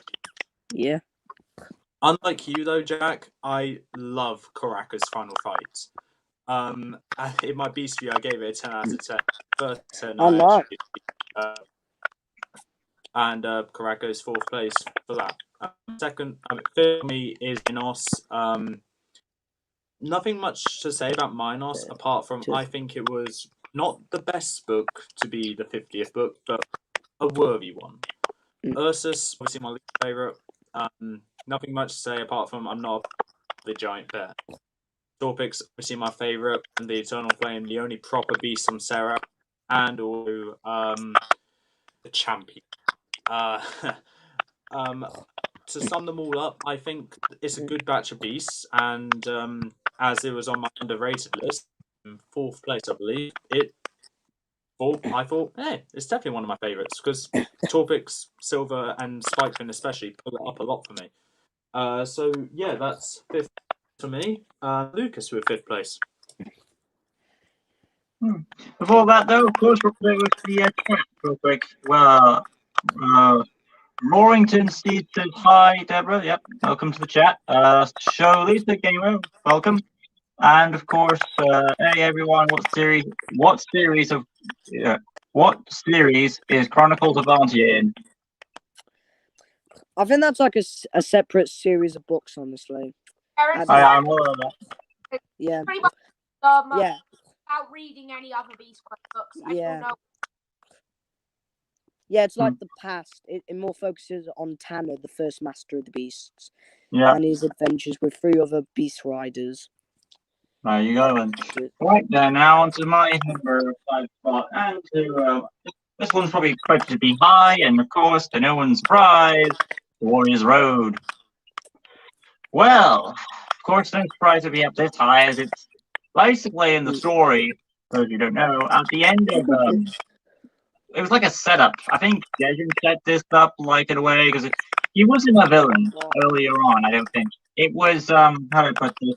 He was still a manipulative character, but he wasn't he's kind of like Frollo at the time. Like he's not fully people have like figured him out as evil. It's like he's still like pulling the string. So he did this tricky quest when he tries to trick the hero into yeah, no problem, Wrongton. Trick the hero into going onto this quest so he has to earn his golden armor. Was it the golden armor powers back? I believe it was. Yeah, I think it was because back to the beast title. So yeah, he had to go on that quest to get his powers back. And of course, at the end, we lost. We just lost Hero, and hopefully he'll be back soon. Okay. Can I just? But yeah, go ahead. I don't think it was the golden armor. I think the point of Series 13 was that Tom just went on it to like keep his title of Master of the Beast. So if he lost, he wouldn't be Master of the Beast anymore. Right. That's the same as series. They have the same story, hence why I'm not Series 18. Series 18. Oh yeah, Series 18. Yeah, it is. It's a bit different because Series 13 is more of a trial, which is weird why Series 18 is put the flipping trial of heroes because it's not really a trial at all. While Series 18 is a competition for the title. Series 13 is more of a trial thing. You've got to earn the title. This one, Series 18 is more of a competition thing. But anyway, though, this was done just to it's a manipulative way to try and get Tom. By the way, someone's mic is picking up static. I don't know whose it is. So overall, though, I would say it was nice to see manipulative strategy on Jessam's part as he went on the heroes, building up to the beat, and it all came up to Vermok. When Vermok showed up, that's when it got interesting. We saw Tanner weakened, frail, vulnerable, and it got grimmer and grimmer until we actually see Koba himself. And this was probably like the first. After this, Beastquest will do this thing more often where they make these OP beasts where they are very difficult to beat. And Koba was, I believe, the first OP level beast to come across. I mean, there are other ones like Hyrax and Ratchet and all that. Now, to be fair, the specials did come before this, but not counting the specials when it comes to the main series, Koba was the first one. So the stakes were pretty high, and I really enjoyed it. And it was that hint of that temptation of darkness to Tom himself, which we're foreshadowing once again, Series 24. So overall, great series, and we just lost Adam now, so hopefully he'll come back soon. And with that being said, we shall move now on to our number 4 spot. Right then, that'd be Jack. Not Jack. You're first. Yeah. Yeah, just that like on in the video, I pressed the wrong button and left. It was a bit clumsy on my part, but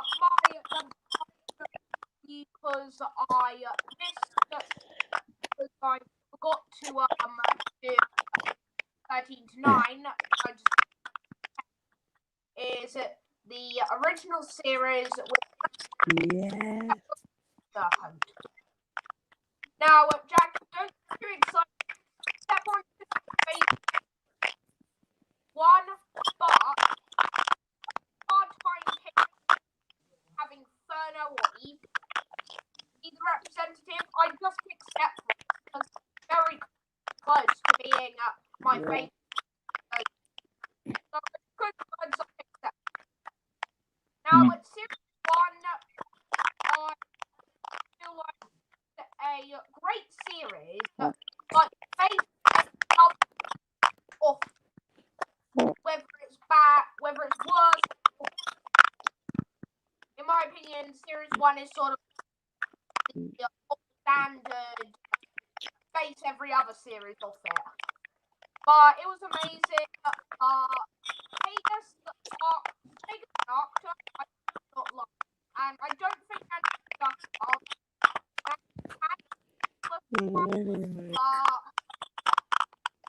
Anarch isn't utter garbage, and of course, Ferno equals in my opinion. I really love Series 1, and I highly recommend it for anyone who's stepping into these. Just before we move on, guys, I will think it's best to address this because I'm sure you can hear this noise too. Someone's mic does have static, and I think it might be Year Unknown's because we couldn't barely. I could barely make out what Year Unknown was saying at that point. So I think Year Unknown is Yeah, going to yeah, noise, I made that out as well. I made unless that it's out. someone else. I thought static, but it's not me. But it's not mine, I can say that. So, and I don't think it's Jack. So Year Unknown, you may want to leave and come back. Yeah, okay. I'll come back. Okay. That fixes it. I will stay just to take a look. Okay. Okay, I'll do it in a second. Oh. Look, it's gone. It was Year Unknown. I was right. Oh. No, it's not. It's still there. It must be Jack.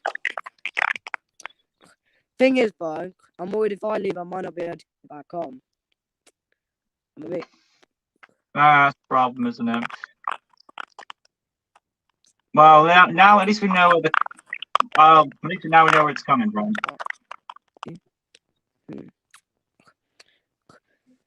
I feel bad now. We just. So he'll be back, as in Year Unknown will be back. We just have to verify who the source was coming from. Of course, Jack's up next, so hopefully the static won't affect him too much. I do apologize to everyone who can't make out what I'm saying. But if anyone else got what Year Unknown was saying out of that static, Okay, I think what I heard. Oh, it stopped. Oh, okay. I think it started again. I think what he said was why I heard the words amazing. Oh yeah, what I heard. I think he does like Series 1, and his favorite was Sepron, and he thinks it's amazing. Right, I'm back with my camera in a different. all right. Did the noise stop when I left? No, it's still bothering us. Yeah. Right then, we best press on then. Jack, you're up next. Despite the noise, we'll try and cope with it. Okay. I think it's only because I'm not talking. I don't know why. Anyway.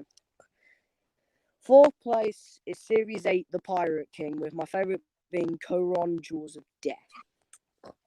Now, in my opinion, The Pirate King is a great series. It's very underrated. Koron is my favourite because it's a tiger with a scorpion. And I love where Tom's riding Tagus into battle and Sampeo's riding Koron, whilst Tom and Sampeo are with their swords giving it. Tagus and Koron are just having their own battle below them, and it's freaking awesome how we have the lead actually riding on the beast, which is pretty cool. Balisk is a decent starter, though I do think what I don't get is it's weird how Tom called Sepron to go and basically take care of the pirates while they they deal with Balisk. Wouldn't it have made more sense if they'd gone for the pirates? Sepron had gone for Balisk. He gets injured. He goes out to deal with the pirates because he's just got that bit of strength. Tom and Lena go just do some damage to Balisk. When it looks like all hope is gone for our heroes, Sepron would come in, bite his teeth down onto the water Balisk. The sky Balisk would come down. He'd throw, and when he bites down, he snaps the water Balisk's spine. He chucks it in the air with his mouth. It hits the water Balisk, and they go back into one form. And because of the damage, because of the spine, they die. So I feel like that would have made more sense instead of just having Koron take care of the pirates. Hecton, I think, is really creepy. And no offense, Year Unknown, because you said he was ugly. But I'm not trying to be mean, but isn't that really what beasts are meant to do? Aren't they meant to be ugly and ferocious to, intimidate the reader? That's what I agree on, yeah. Yeah, but the way he shows, children and... Yeah. I can't hear him. No. And the way he literally can get children and animals, he wears a coat and the ox head on top of him and the trident. His cloak made of humans and animals. Can you imagine Hector in like a horror movie? That would be horrifying. Torno is the least favorite because it didn't really make sense why he didn't just fly back up when he fell down when the tree being. Cronus, now I'm not really a big fan of Cronus actually, because yeah, it's a giant vulture and it's got lasers. But I have one thing to say. Why is there lasers in like Beast Quest? I'm gonna guess takes place in like medieval times when knights and all that are there. Why are there lasers, bro? I don't think they'd even know what lasers are. And I feel like Cronus would have been more better if he appeared in. I know there's another series called Team Hero that would probably take that Adam Blade has written called Team Hero. I feel like he'd fit more better in there. And Bloodborne, in my opinion, is actually pretty decent. Actually, I actually was okay with Bloodborne, and I think Sam Payo overall, he's a pretty good villain. And I've just finished reading Series 16, so how he gets locked up at the end and how Kenza leaves him is brutal. It's just betraying him. And by the way, this could swap with third place. This was originally going to be third place, but then I've had a shift. So yeah, so fourth place is Series 8, the Pirate King. To answer that question about lasers, first of all, my excuse for that is that we have to buy the fact that series. By the way, hopefully you guys can hear me, right? I can hear you a bit. You can hear me a bit. Yeah, but it literally stopped when I started talking. Can you hear me now? Oh, we can. We can hear you a bit. Yeah, I think we can make you out. All right. Let's see. I believe the laser thing. Right. That my explanation is that Beast Quest takes place in an alternate universe, so that we can get away with, the laser beams. So that's my theory on that part. But yeah, we're now moving on to Adam's turn. I don't know how good this is on the live stream, so I will be checking. I do apologize to Donna. I know the Spanishes are bad. I really do. I don't know what the cause is. I think it might be mine. I really don't know. But until we know the source. Yeah. So maybe though, like I said, that's my theory. Moving on to Adam. Okay. With the sounds coming up, because I'm hearing you guys. My fourth place is going to be Series 10. Just flat out say there's no beast that's terrible in this season. Scylla's obviously my, and that's because like the hot tub wings, I have a fondness for flying beasts, and Lustor and Voltrex, whilst they are great, unfortunately, because of how I did in my Battle of the Beasts tournament, I have a bit of love for her. Texan and Shamani, I don't think much of, and no offense to you, Unknown, I personally prefer Thorax over Texan. Shamani, least favourite of the series, unfortunately, and Doomskull, I expected so much more, and he kind of let me down there. But yeah, I like the whole thing about the Knights of Forton and all the Knights turned into different beasts. But nothing much else to say about the beasts here, apart from they all look great. I just prefer the first one over the last one. Moving on.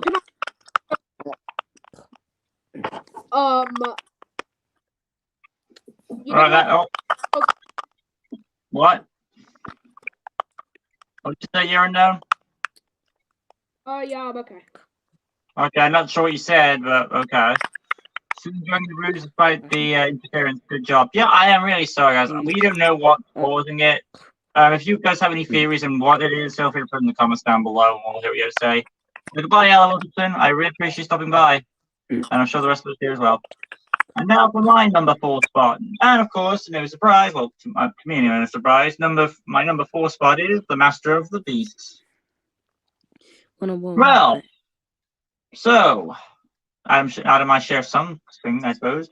Of course, this will be very high on people's reasons for a story perspective because this is Tom's first big battle where he, quote unquote, well, in quotes, defeats Malvel.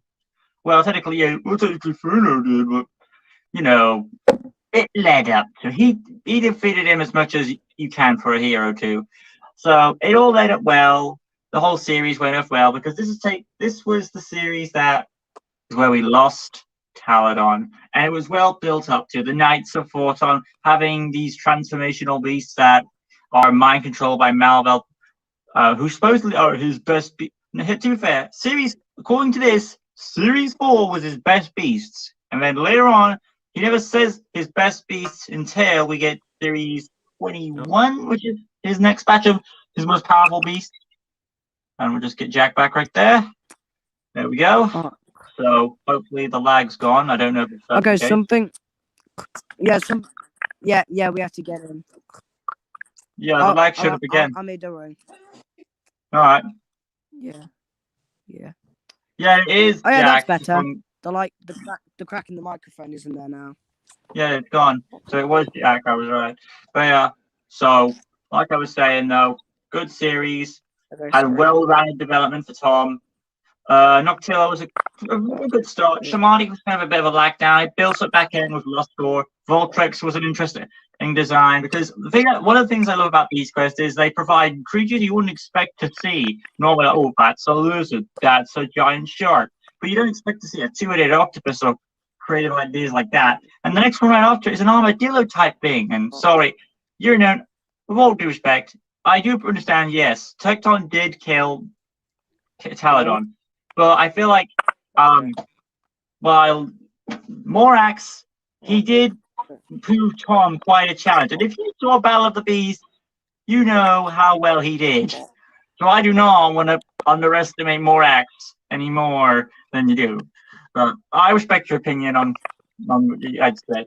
Overall, though, Series 10, Master of the Beast was a phenomenal. If this was the last series of Beast Quest, I would have been satisfied. And I'm sure you guys would have been too if Series 10 was the last. Oh. Okay, can I just say something, Lucas? Go for it. Was your fourth place Series 10? Yeah, why? Okay, because I didn't really hear you do much of the review because I had to go back in because it said something to do with the Wi-Fi, so I just went back in. So you didn't miss much. But yeah, that's my fault. Okay. We are now on our number 3, the top 3 now. Top 3. All right, then you're unknown. Do your thing. After Adam talked about Series 10, I definitely think Doomskull was very disappointing. And I'm sorry, Lucas, but I would definitely not be satisfied if Series 10 would be the final. I would actually be very disappointed. I'd be okay. But moving on to my number 4 is Series 2 with the representative being Vipro Snake. The Snake Man. Okay, Series 2. Yeah. Series 1 and Series 2 are so close, in my opinion. But I think Series 2 had a better story. Agree. And the Golden Armor is some of the most overpowered things I know of in book history. Now I read a lot of books. Half of the wall is made up of books. But yeah, the Golden Armor is definitely powered, and I just love that the fight was Claw's fight was okay, and Claw is generally okay. I know Adam hates Claw with a fiery passion. Sultra, in my opinion, is absolute garbage. As I said in part 1 in the comments. Vipro, I love to bits. I love snakes. And a 2-headed snake is double the trouble. And they made it double. Yeah. Arachnid. Okay. The like for a spider, which most people are scared of spiders, I don't think it was that scary on the front cover. But when you actually look at the pictures in the book, it gets a lot scarier. Trillion, while unique, is just a three-headed lion. So I'm sorry, Jack, but I don't really see the appeal in Trillion. Okay. But yeah, an amazing story with a great batch of beast, except Sultra. But other than that, I will pass the stage to Jack because I'm done with reviewing series 2. Okay. Right. Third place. Now if part 1 had continued, third place would have been the Pirate King. But having a good thing, I had to give a bit of a swap. So third place is the Warriors Road Series 13. Now, for the final 6-book series, I'd say this one was pretty good. Scurik and Targro, I think, were disappointments. However, Targro, I think, like the betrayal of the people in the snow area was pretty good. Slivk, Vermark wasn't really appealing. Granted, we do get to see Tanner, but honestly, I feel like Vermark was probably he's better than Targro and Scurik, but yeah, Linka and Slivka are really good books. Linka with her stinger and Slivka, the lizard, having the ability to walk on lava and not really feel the pain is pretty good. And of course, Cobra, Goal of the Shadows. I like how since Linka, he's been disguised as this man who we don't really know much about, who's I believe I think he did help them in Vermark, I think, maybe. I don't know, but I think he helped them at one time. How he's been disguising himself as a future Tom, when all the time it's been Cobra. But I do like in the prologue how instead of seeing like someone else encounter it, we get to see a flashback to Jezrin when he was younger and how he encountered Cobra. How the fight took place through the whole book, if you didn't know, I like fights that take place during the whole book. Cobra's abilities were great. The final scene where Tom's evil, and eventually, I'll be honest, I didn't really like. I forgot how Jezrin, does Jezrin die, or does he just disappear? He I just believe is in series 19, which is spoiler. Alright, I've heard good reviews about that series, but Cobra, easily the best piece, and this is a really great read. For the final 6-book series, I'd say this one is a great one, and I enjoyed reading it. And we could say farewell to the 6-book series. Adam? Okay. I'm guessing it's my turn now. Yeah. Yes. Yeah. Okay. Yeah. Sorry. My third place. Okay. I was originally going to swap second place, but I'm going to stick to my original list. And first place is Series 5, The Shade of Death. So my favourite is Amictus the Bug Queen, and as you can tell, Jack, I was a bit disappointed to see Series 5 as your last place, but bygones will be bygones. I will forgive you for now. But I did put Amictus second place, though. Yeah, I know you put Amictus second place. However, that does not save me from putting Koldo last place.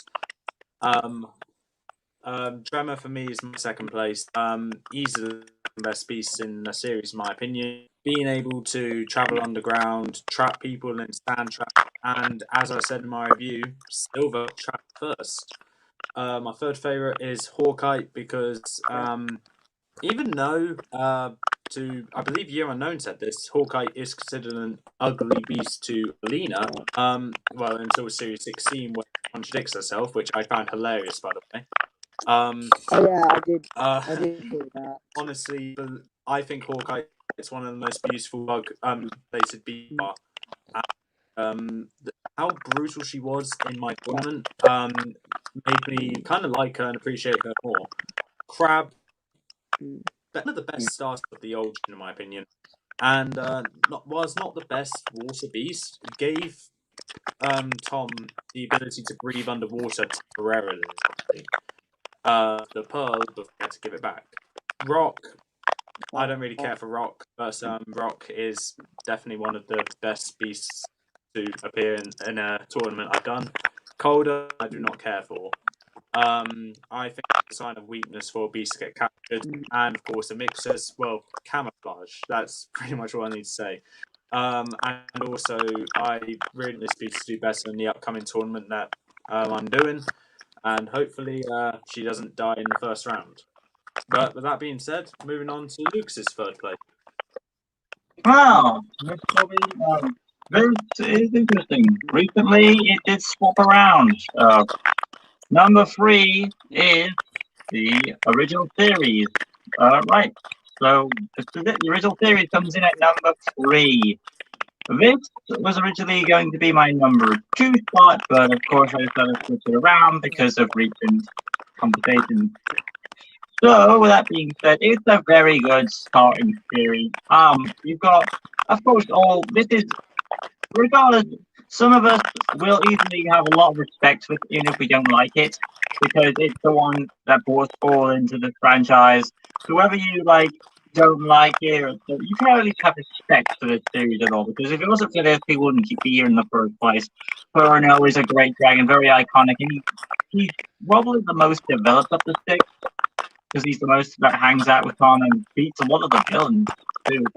And then of course you've got the second beat Saffron. Of course Adam loves the smile on the cover there, I know that. And he is a great beast. Very good in design, how he blends into the walking background. Art is pretty much there. There's nothing much to him really that really stands out. Same goes with Nano. Tagus is okay for a Centaur, and of course Ethos. I'm not going to say a lot, but Adam knows we have a lot of respect for Apples, especially recently, that's what I'm going to say. But yeah, of course, we introduced to Malvel for the first time, who's a very effective villain, and I do like it ends where, he doesn't defeat him because it's just the beginning, and it sets up. It's a very nostalgic, and I would love to see the original series done as, a TV show or movie in some way. That'd be really great. So that being said, we shall now move on to our number. Okay, we're now moving on to number 2. So that means if you all pay attention, whenever we guys reveal our number 2, we know exactly what your number 1 is. So it all comes down to number 2 and the deciding factor. Year unknown reveal. Well, of course, this is number 3 again. With number 3, this is actually the first time I've needed to look at my notes. But number 2 and number 3 switch around constantly. In my they switch around every minute. It's number 2 is better than 3. Number 3 is better than number 2. But without further ado, 3, my third favorite series of series 1 to 30 is series 5, The Shade of Death, with Trevor the Earth Lord as its representative. Now, Adam, our opinion is pretty much around with Trevor favorite and Victor's being the second favorite. But I'm sorry when I say this. In my opinion, Hawkeye and Colder are absolute garbage. And Hawk is decent, Crab is good, and Amethyst and Trevor are in my top 10. I love them.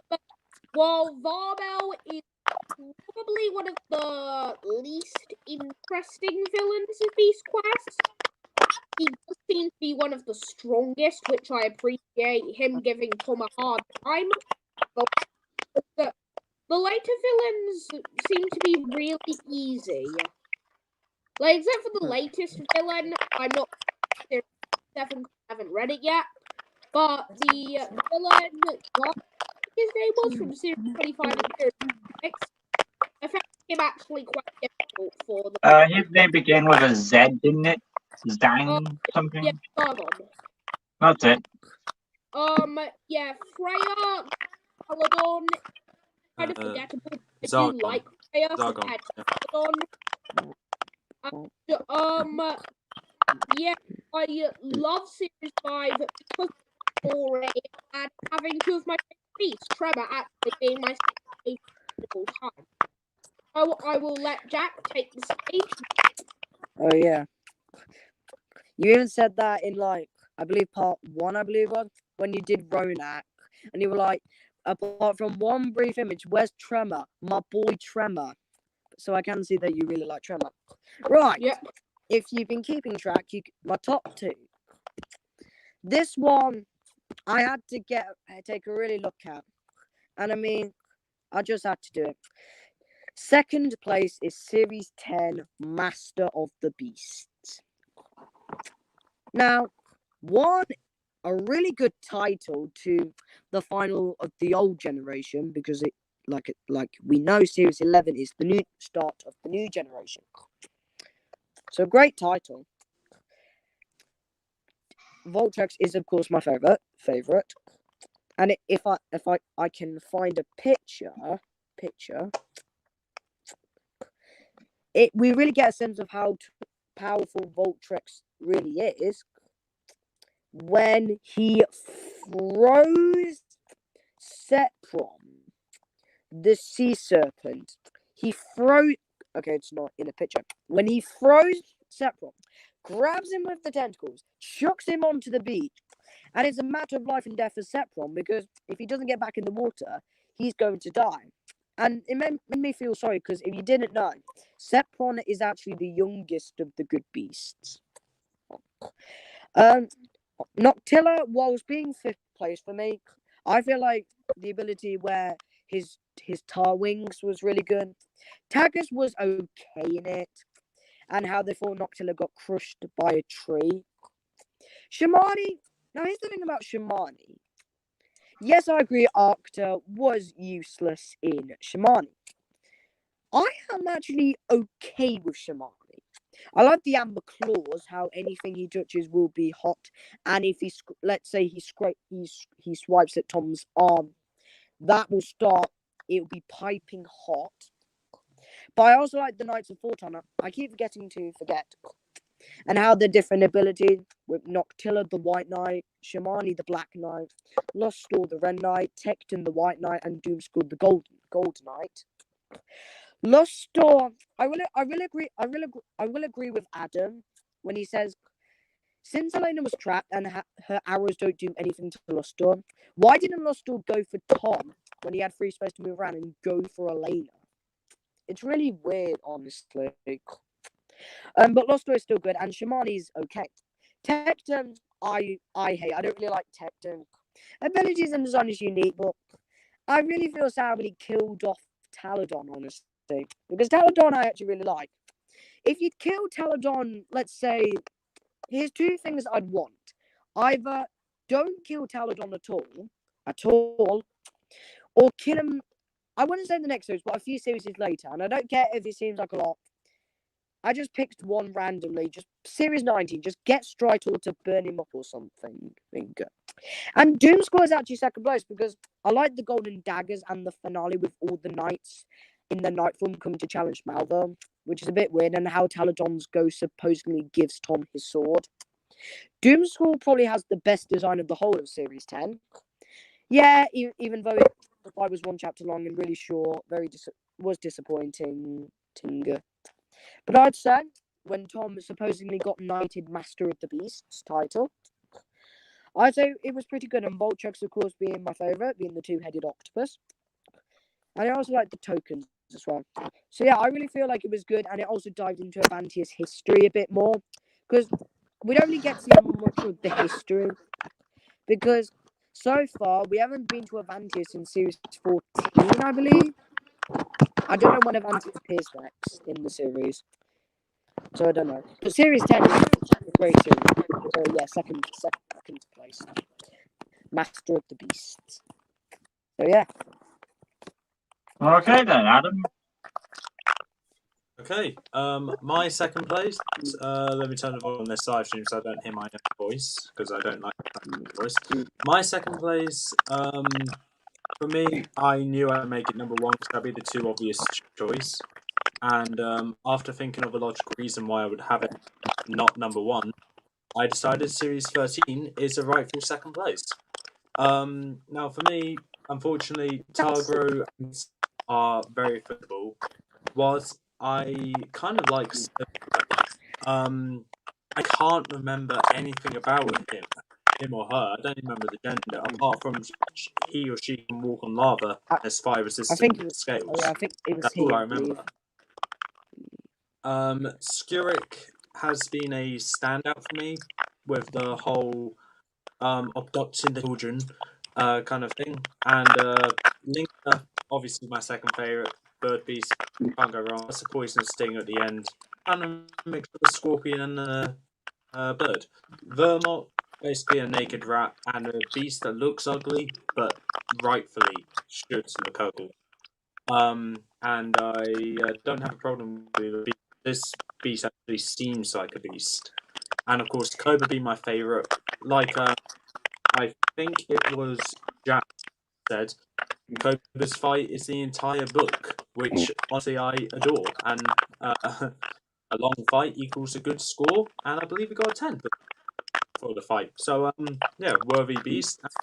So I got to take advantage of its and shapeshifting, changing in Battle of the Beast, which I think made some great battles. So, yeah, Cobra's my favourite Series 13, and Series 13 is second place. And now we come to, of course, my second spot. And to be fair, at this point, everybody knows what number one is. Which we'll get to.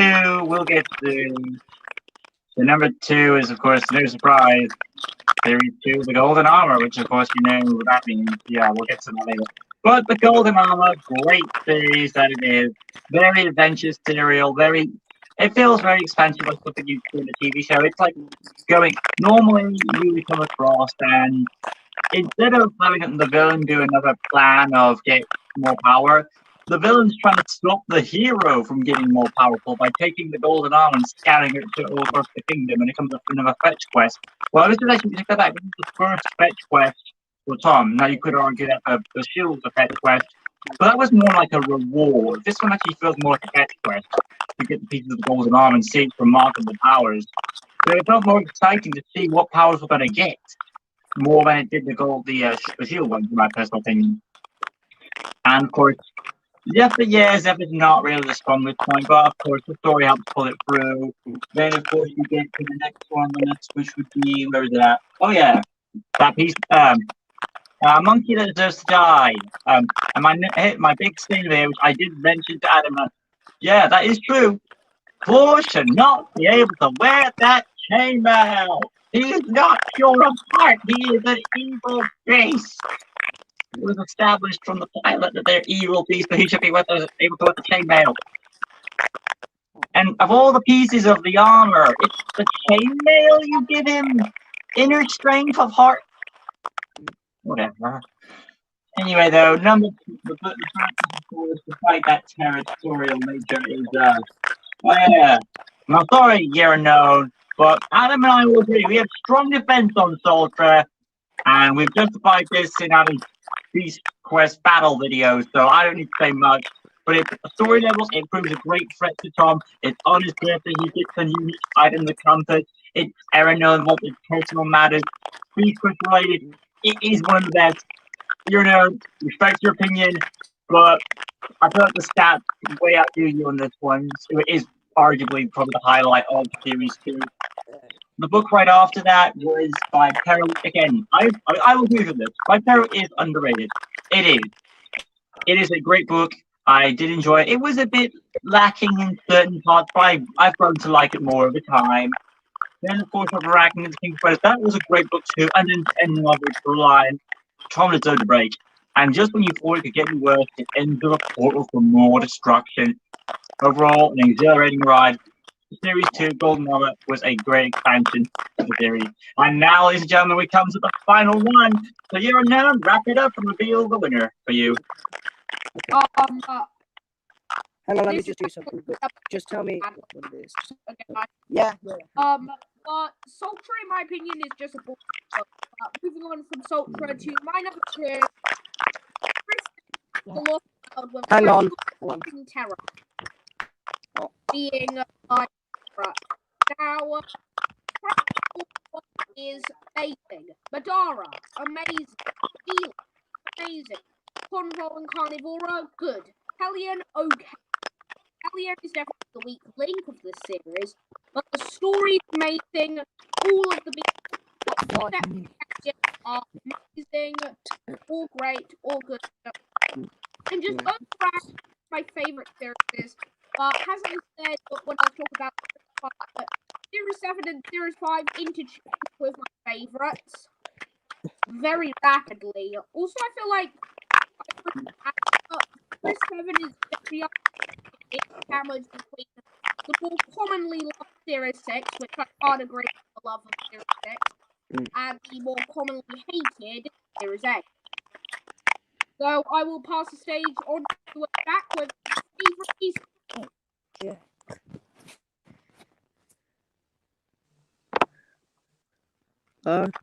Okay.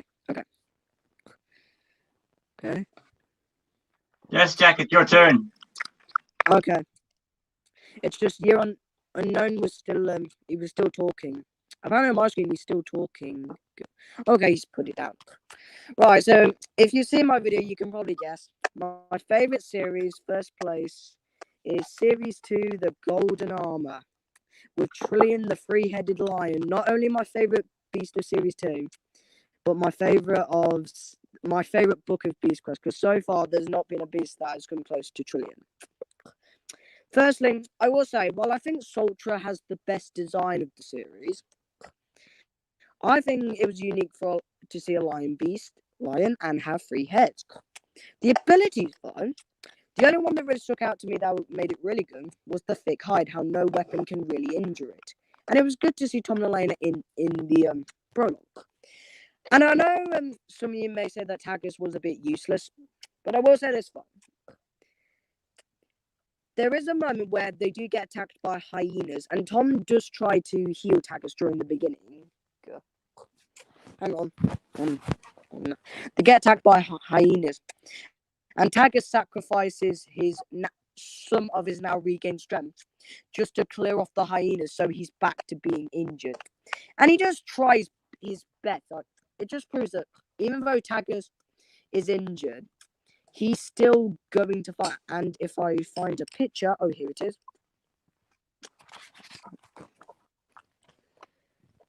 It might not pick up fully, but if I can just if you can see, there's Tagus and there's Trillian. How he's pointing his sword and he's still weak. And I will give Torgor some credit, because Trillian's fight literally just happened, so Tagus hadn't regained his full strength to fight Torgor. But I will say one of my biggest complaints about Series 2. I feel like it was a series that wasn't really necessary, honestly. Because Tom and Elena don't even know about the Golden Arm until Adoro tells them. And I did it in the video, I did agree with Adam. It doesn't make sense for Claude to wear the Golden Chainmail, because Malvo could have just got it for himself. Because all it is just going back to get an artifact. It doesn't, I don't get it. It doesn't really have any effect upon the kingdom, because Tom and Elena didn't know about it in the beginning, and Taladon wasn't at this point around. It didn't affect the kingdom. It didn't affect anything to do with Avantia. The only thing that was really a threat was the beast. But all they were doing was guarding it, honestly. Wouldn't it make more sense at the end Trillian goes to try and attack the palace? Because Malvo wants to take over the kingdom. How is he doing that by just getting rid of the armor? Yeah, maybe when Tom's older he'll wear it, but I don't really get that, honestly. I feel like when it made more, yeah, he just tried to kill Adoro, but I think this series wasn't really necessarily. Sultra is second favourite, if you've seen my review. Really like Sultra. I like her best design and her siren call and how she can turn people to stone. Vipero third place.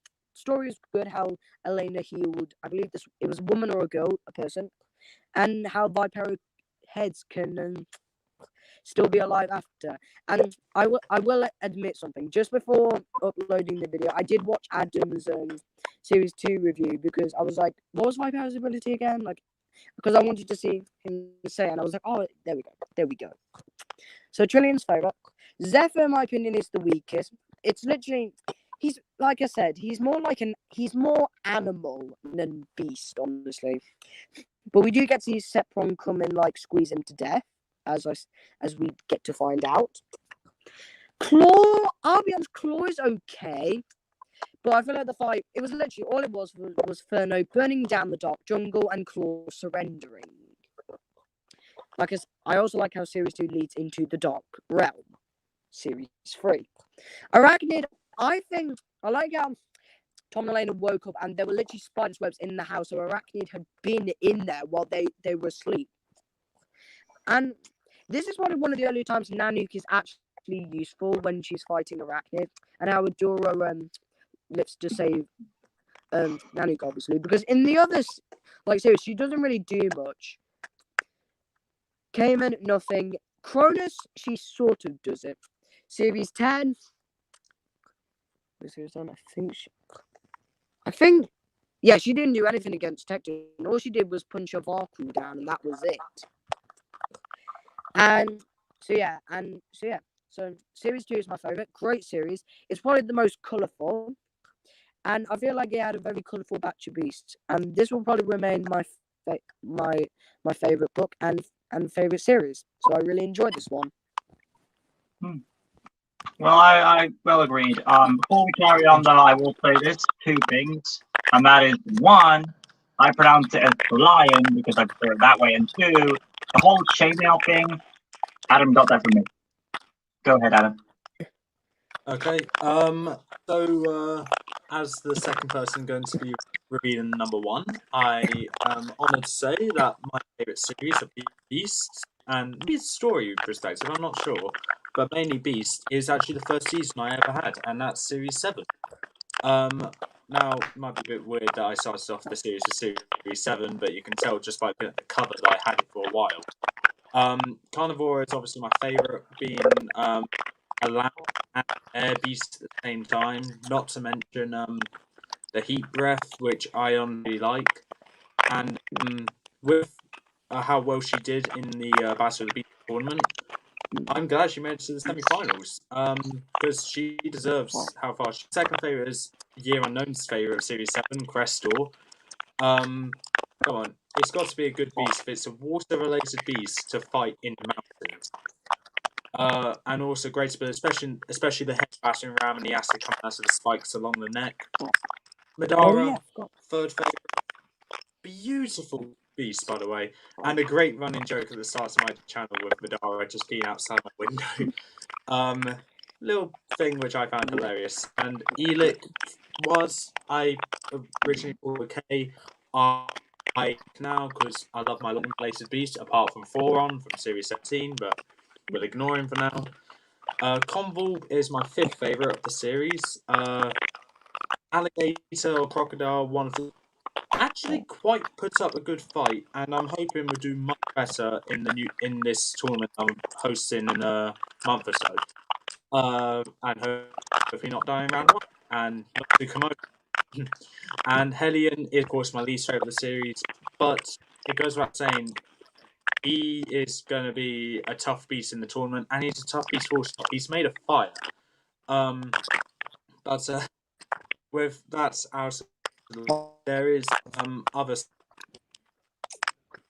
reason why I love this piece. Hang on. They don't really built for, I guess. As I said, it's a water-related beast. Fought in the mountains. Carnivora, not made for the wintry environment. That's Madara's. And I'd argue Convol's actually meant for the jungle. Whilst Hellion's meant for the desert. But yeah, I honestly love this series. I like the beasts are being fought in different areas that they're used to. Yeah. And that is why it's number 1. Moving on. And of course, no surprise, we all know what's coming up next. All together, ladies and gentlemen, what is my number one? Series 5, The Shade of Death. I was At least someone said it. Thank you. You're welcome. Thank you. So no surprise, Series 5 is my favorite, and it's easy and understandable why. Bear in mind, first of all, I want to ask everyone this, because I figured this out from the get-go when they brought it up. When did you figure out the mystery, or did you even figure it out at all about Freya? I think it was Rock, maybe. Alright, so if he figured it around Rock, what about you, unknown? Pardon?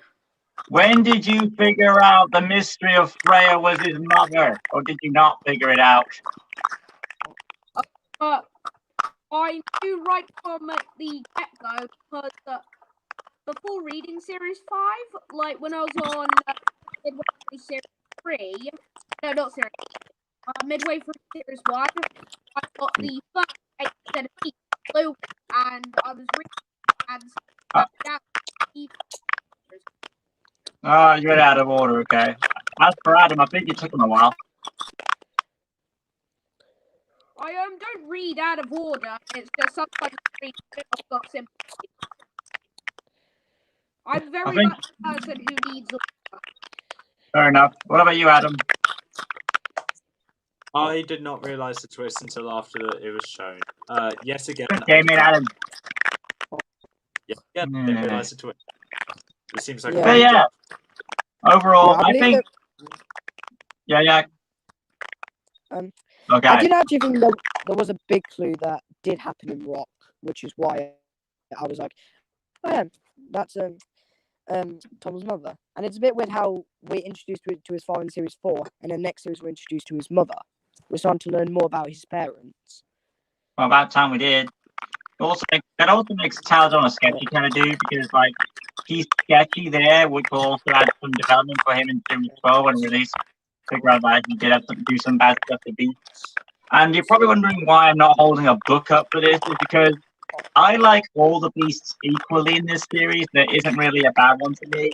Crab is a very tough beast to go up against. Hawkeye is both beautiful and looks menacing, so I can see both ends of the side of the spectrum. And of course, Rock, very good. I do like all his movies and the rest of it. As he's a great golden type beast.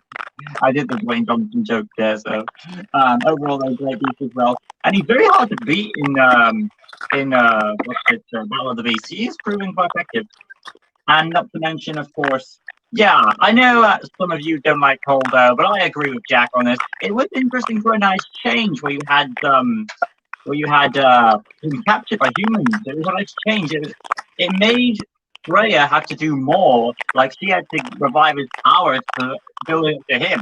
It was a different thing. It was different than what you normally get. Like, oh, Tom goes in a quest, some different speeds and fights it. But no, different change. Nice to break it up a bit. It's good. Sure, it may not work, but it was nice they changed and tried it. So perfectly good itself. Tremor is savage. So I agree with you. You're unknown. You picked a good one. There's a little thing there. I'm not sure what that is. But yeah. Anyway, though, I'll get to it. And of course, Amictus. No more needs to be said. A very great ending of Book Beast. And of course, the reveal of who Freya is. And the fact that Tom doesn't win this one. He loses. His mother gets away with the villain and he escapes. And it's basically, this series is basically, and if you've seen Star Wars, you know what I'm going to say. This is basically the Empire Strikes Back, where the heroes lose. So, it's the low blow. And just like Star Wars, it's where the characters learn that, no, I am your mother. No! And the villain gets away. Overall, Series 5 is very great. It is rereadable to the core. And thank you guys. We're officially done. This has been the ranking of the series. And just to wrap it up here, we will do our list once again to roll on down them. So I'll just do my pick and then we'll carry on to the others. Yep. I've actually done my number one yet. You haven't done your number one yet? No. Go ahead. You might have to. Yeah, you might have to hurry because I have to go to bed. Actually, Free the Dark Realm with Naga the Sea Monster. Now, I love series. It's my favorite since I first read it.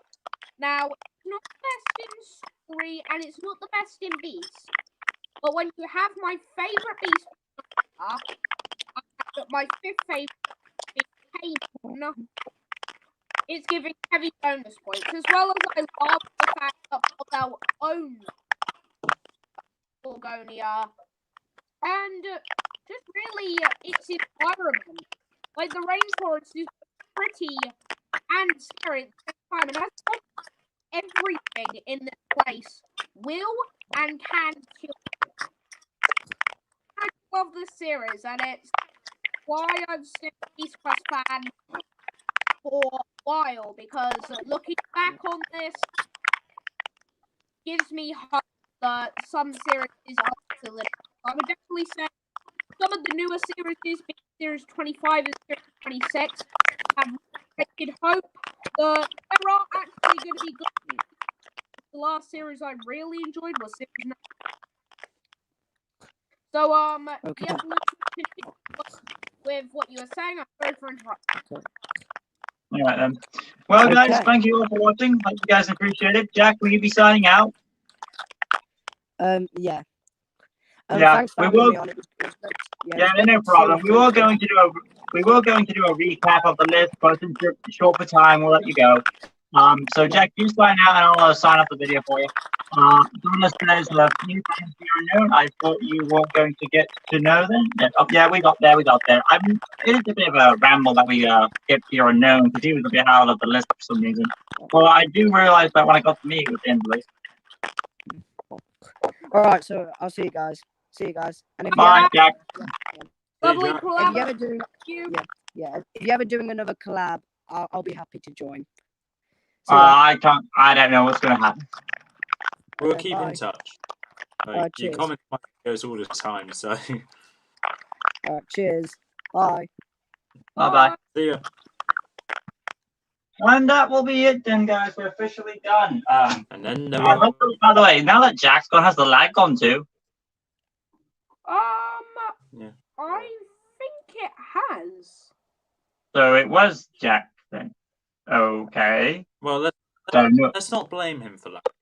I'm not blaming him. I'm just wondering where the source was coming from. It's not him. It was probably his tech or the internet. I don't know. I'm not blaming him. I'm blaming his equipment. Yeah. Don't worry though, guys. If we're gonna just re-say each other's rankings, I was taking notes of everyone's rankings. Oh, good. I Jack left, could you say his first since he's not here? Okay, so going from 13th to 12th, first place, we got Series 5, Series 12, Series 6, Series 11, Series 4, Series 1, Series 3, Series 7, Series 9, Series 8, Series 13, Series 10, and of course, its number 1 being Series 2. Huh. Are you going to do that for everyone's? Or are you going to do it? Or is everyone else going to do this independently? I'll do mine independently. Oh, am I doing everyone's then? Okay. Okay, well, we'll go with mine now, as I was next in the circle we were doing. My last place was Series 4, 12th was Series 6, 11th was Series 3, 10th was Series 2, 9th was Series 11, 8th was Series 12, 7th was Series 1, 6th was Series 8, 5th Series 9, 4th was Series 10, 3 was Series 5, 2nd was Series 13, and 1st was Series 7. Oh, you're unknown, do yours. My number 13 was Series 6, number 12, Series 4, number 11, Series 9, number 10, Series 11, number 9, Series 13, number 9, Series 13, number 8, Series 10, number 7, Series 8, number 6, Series 12, number 5, Series 1, number 4, Series 2, number 3, Series 5, number 2, Series 7, and number 1, Series 3. I could be a dick and let Adam do mine for me, but I'm not going to be that harsh. And, of course. I don't mind. Oh, okay. Then since you're insisting on it, you get your wish. Have it over it then. If you want, you can read your own list. No. This is your idea. No. I was merciful. You broke that. So you go. No. And go on, and it's your list, your ranking. No, your no, rules. no, I Go on. insist. We'll be here all night, so I insist you get on with it. We're almost 2 hours in, so get on with it. Okay, fine, and I will then. God, you're so bossy. First, You started it. I was going to do it. I was going to let you go, and you decided to fight back. This is on you, Adam. Do you want to do it? No, no, I was going to do it, but then you fight. This is ridiculous. I'll do it anyway.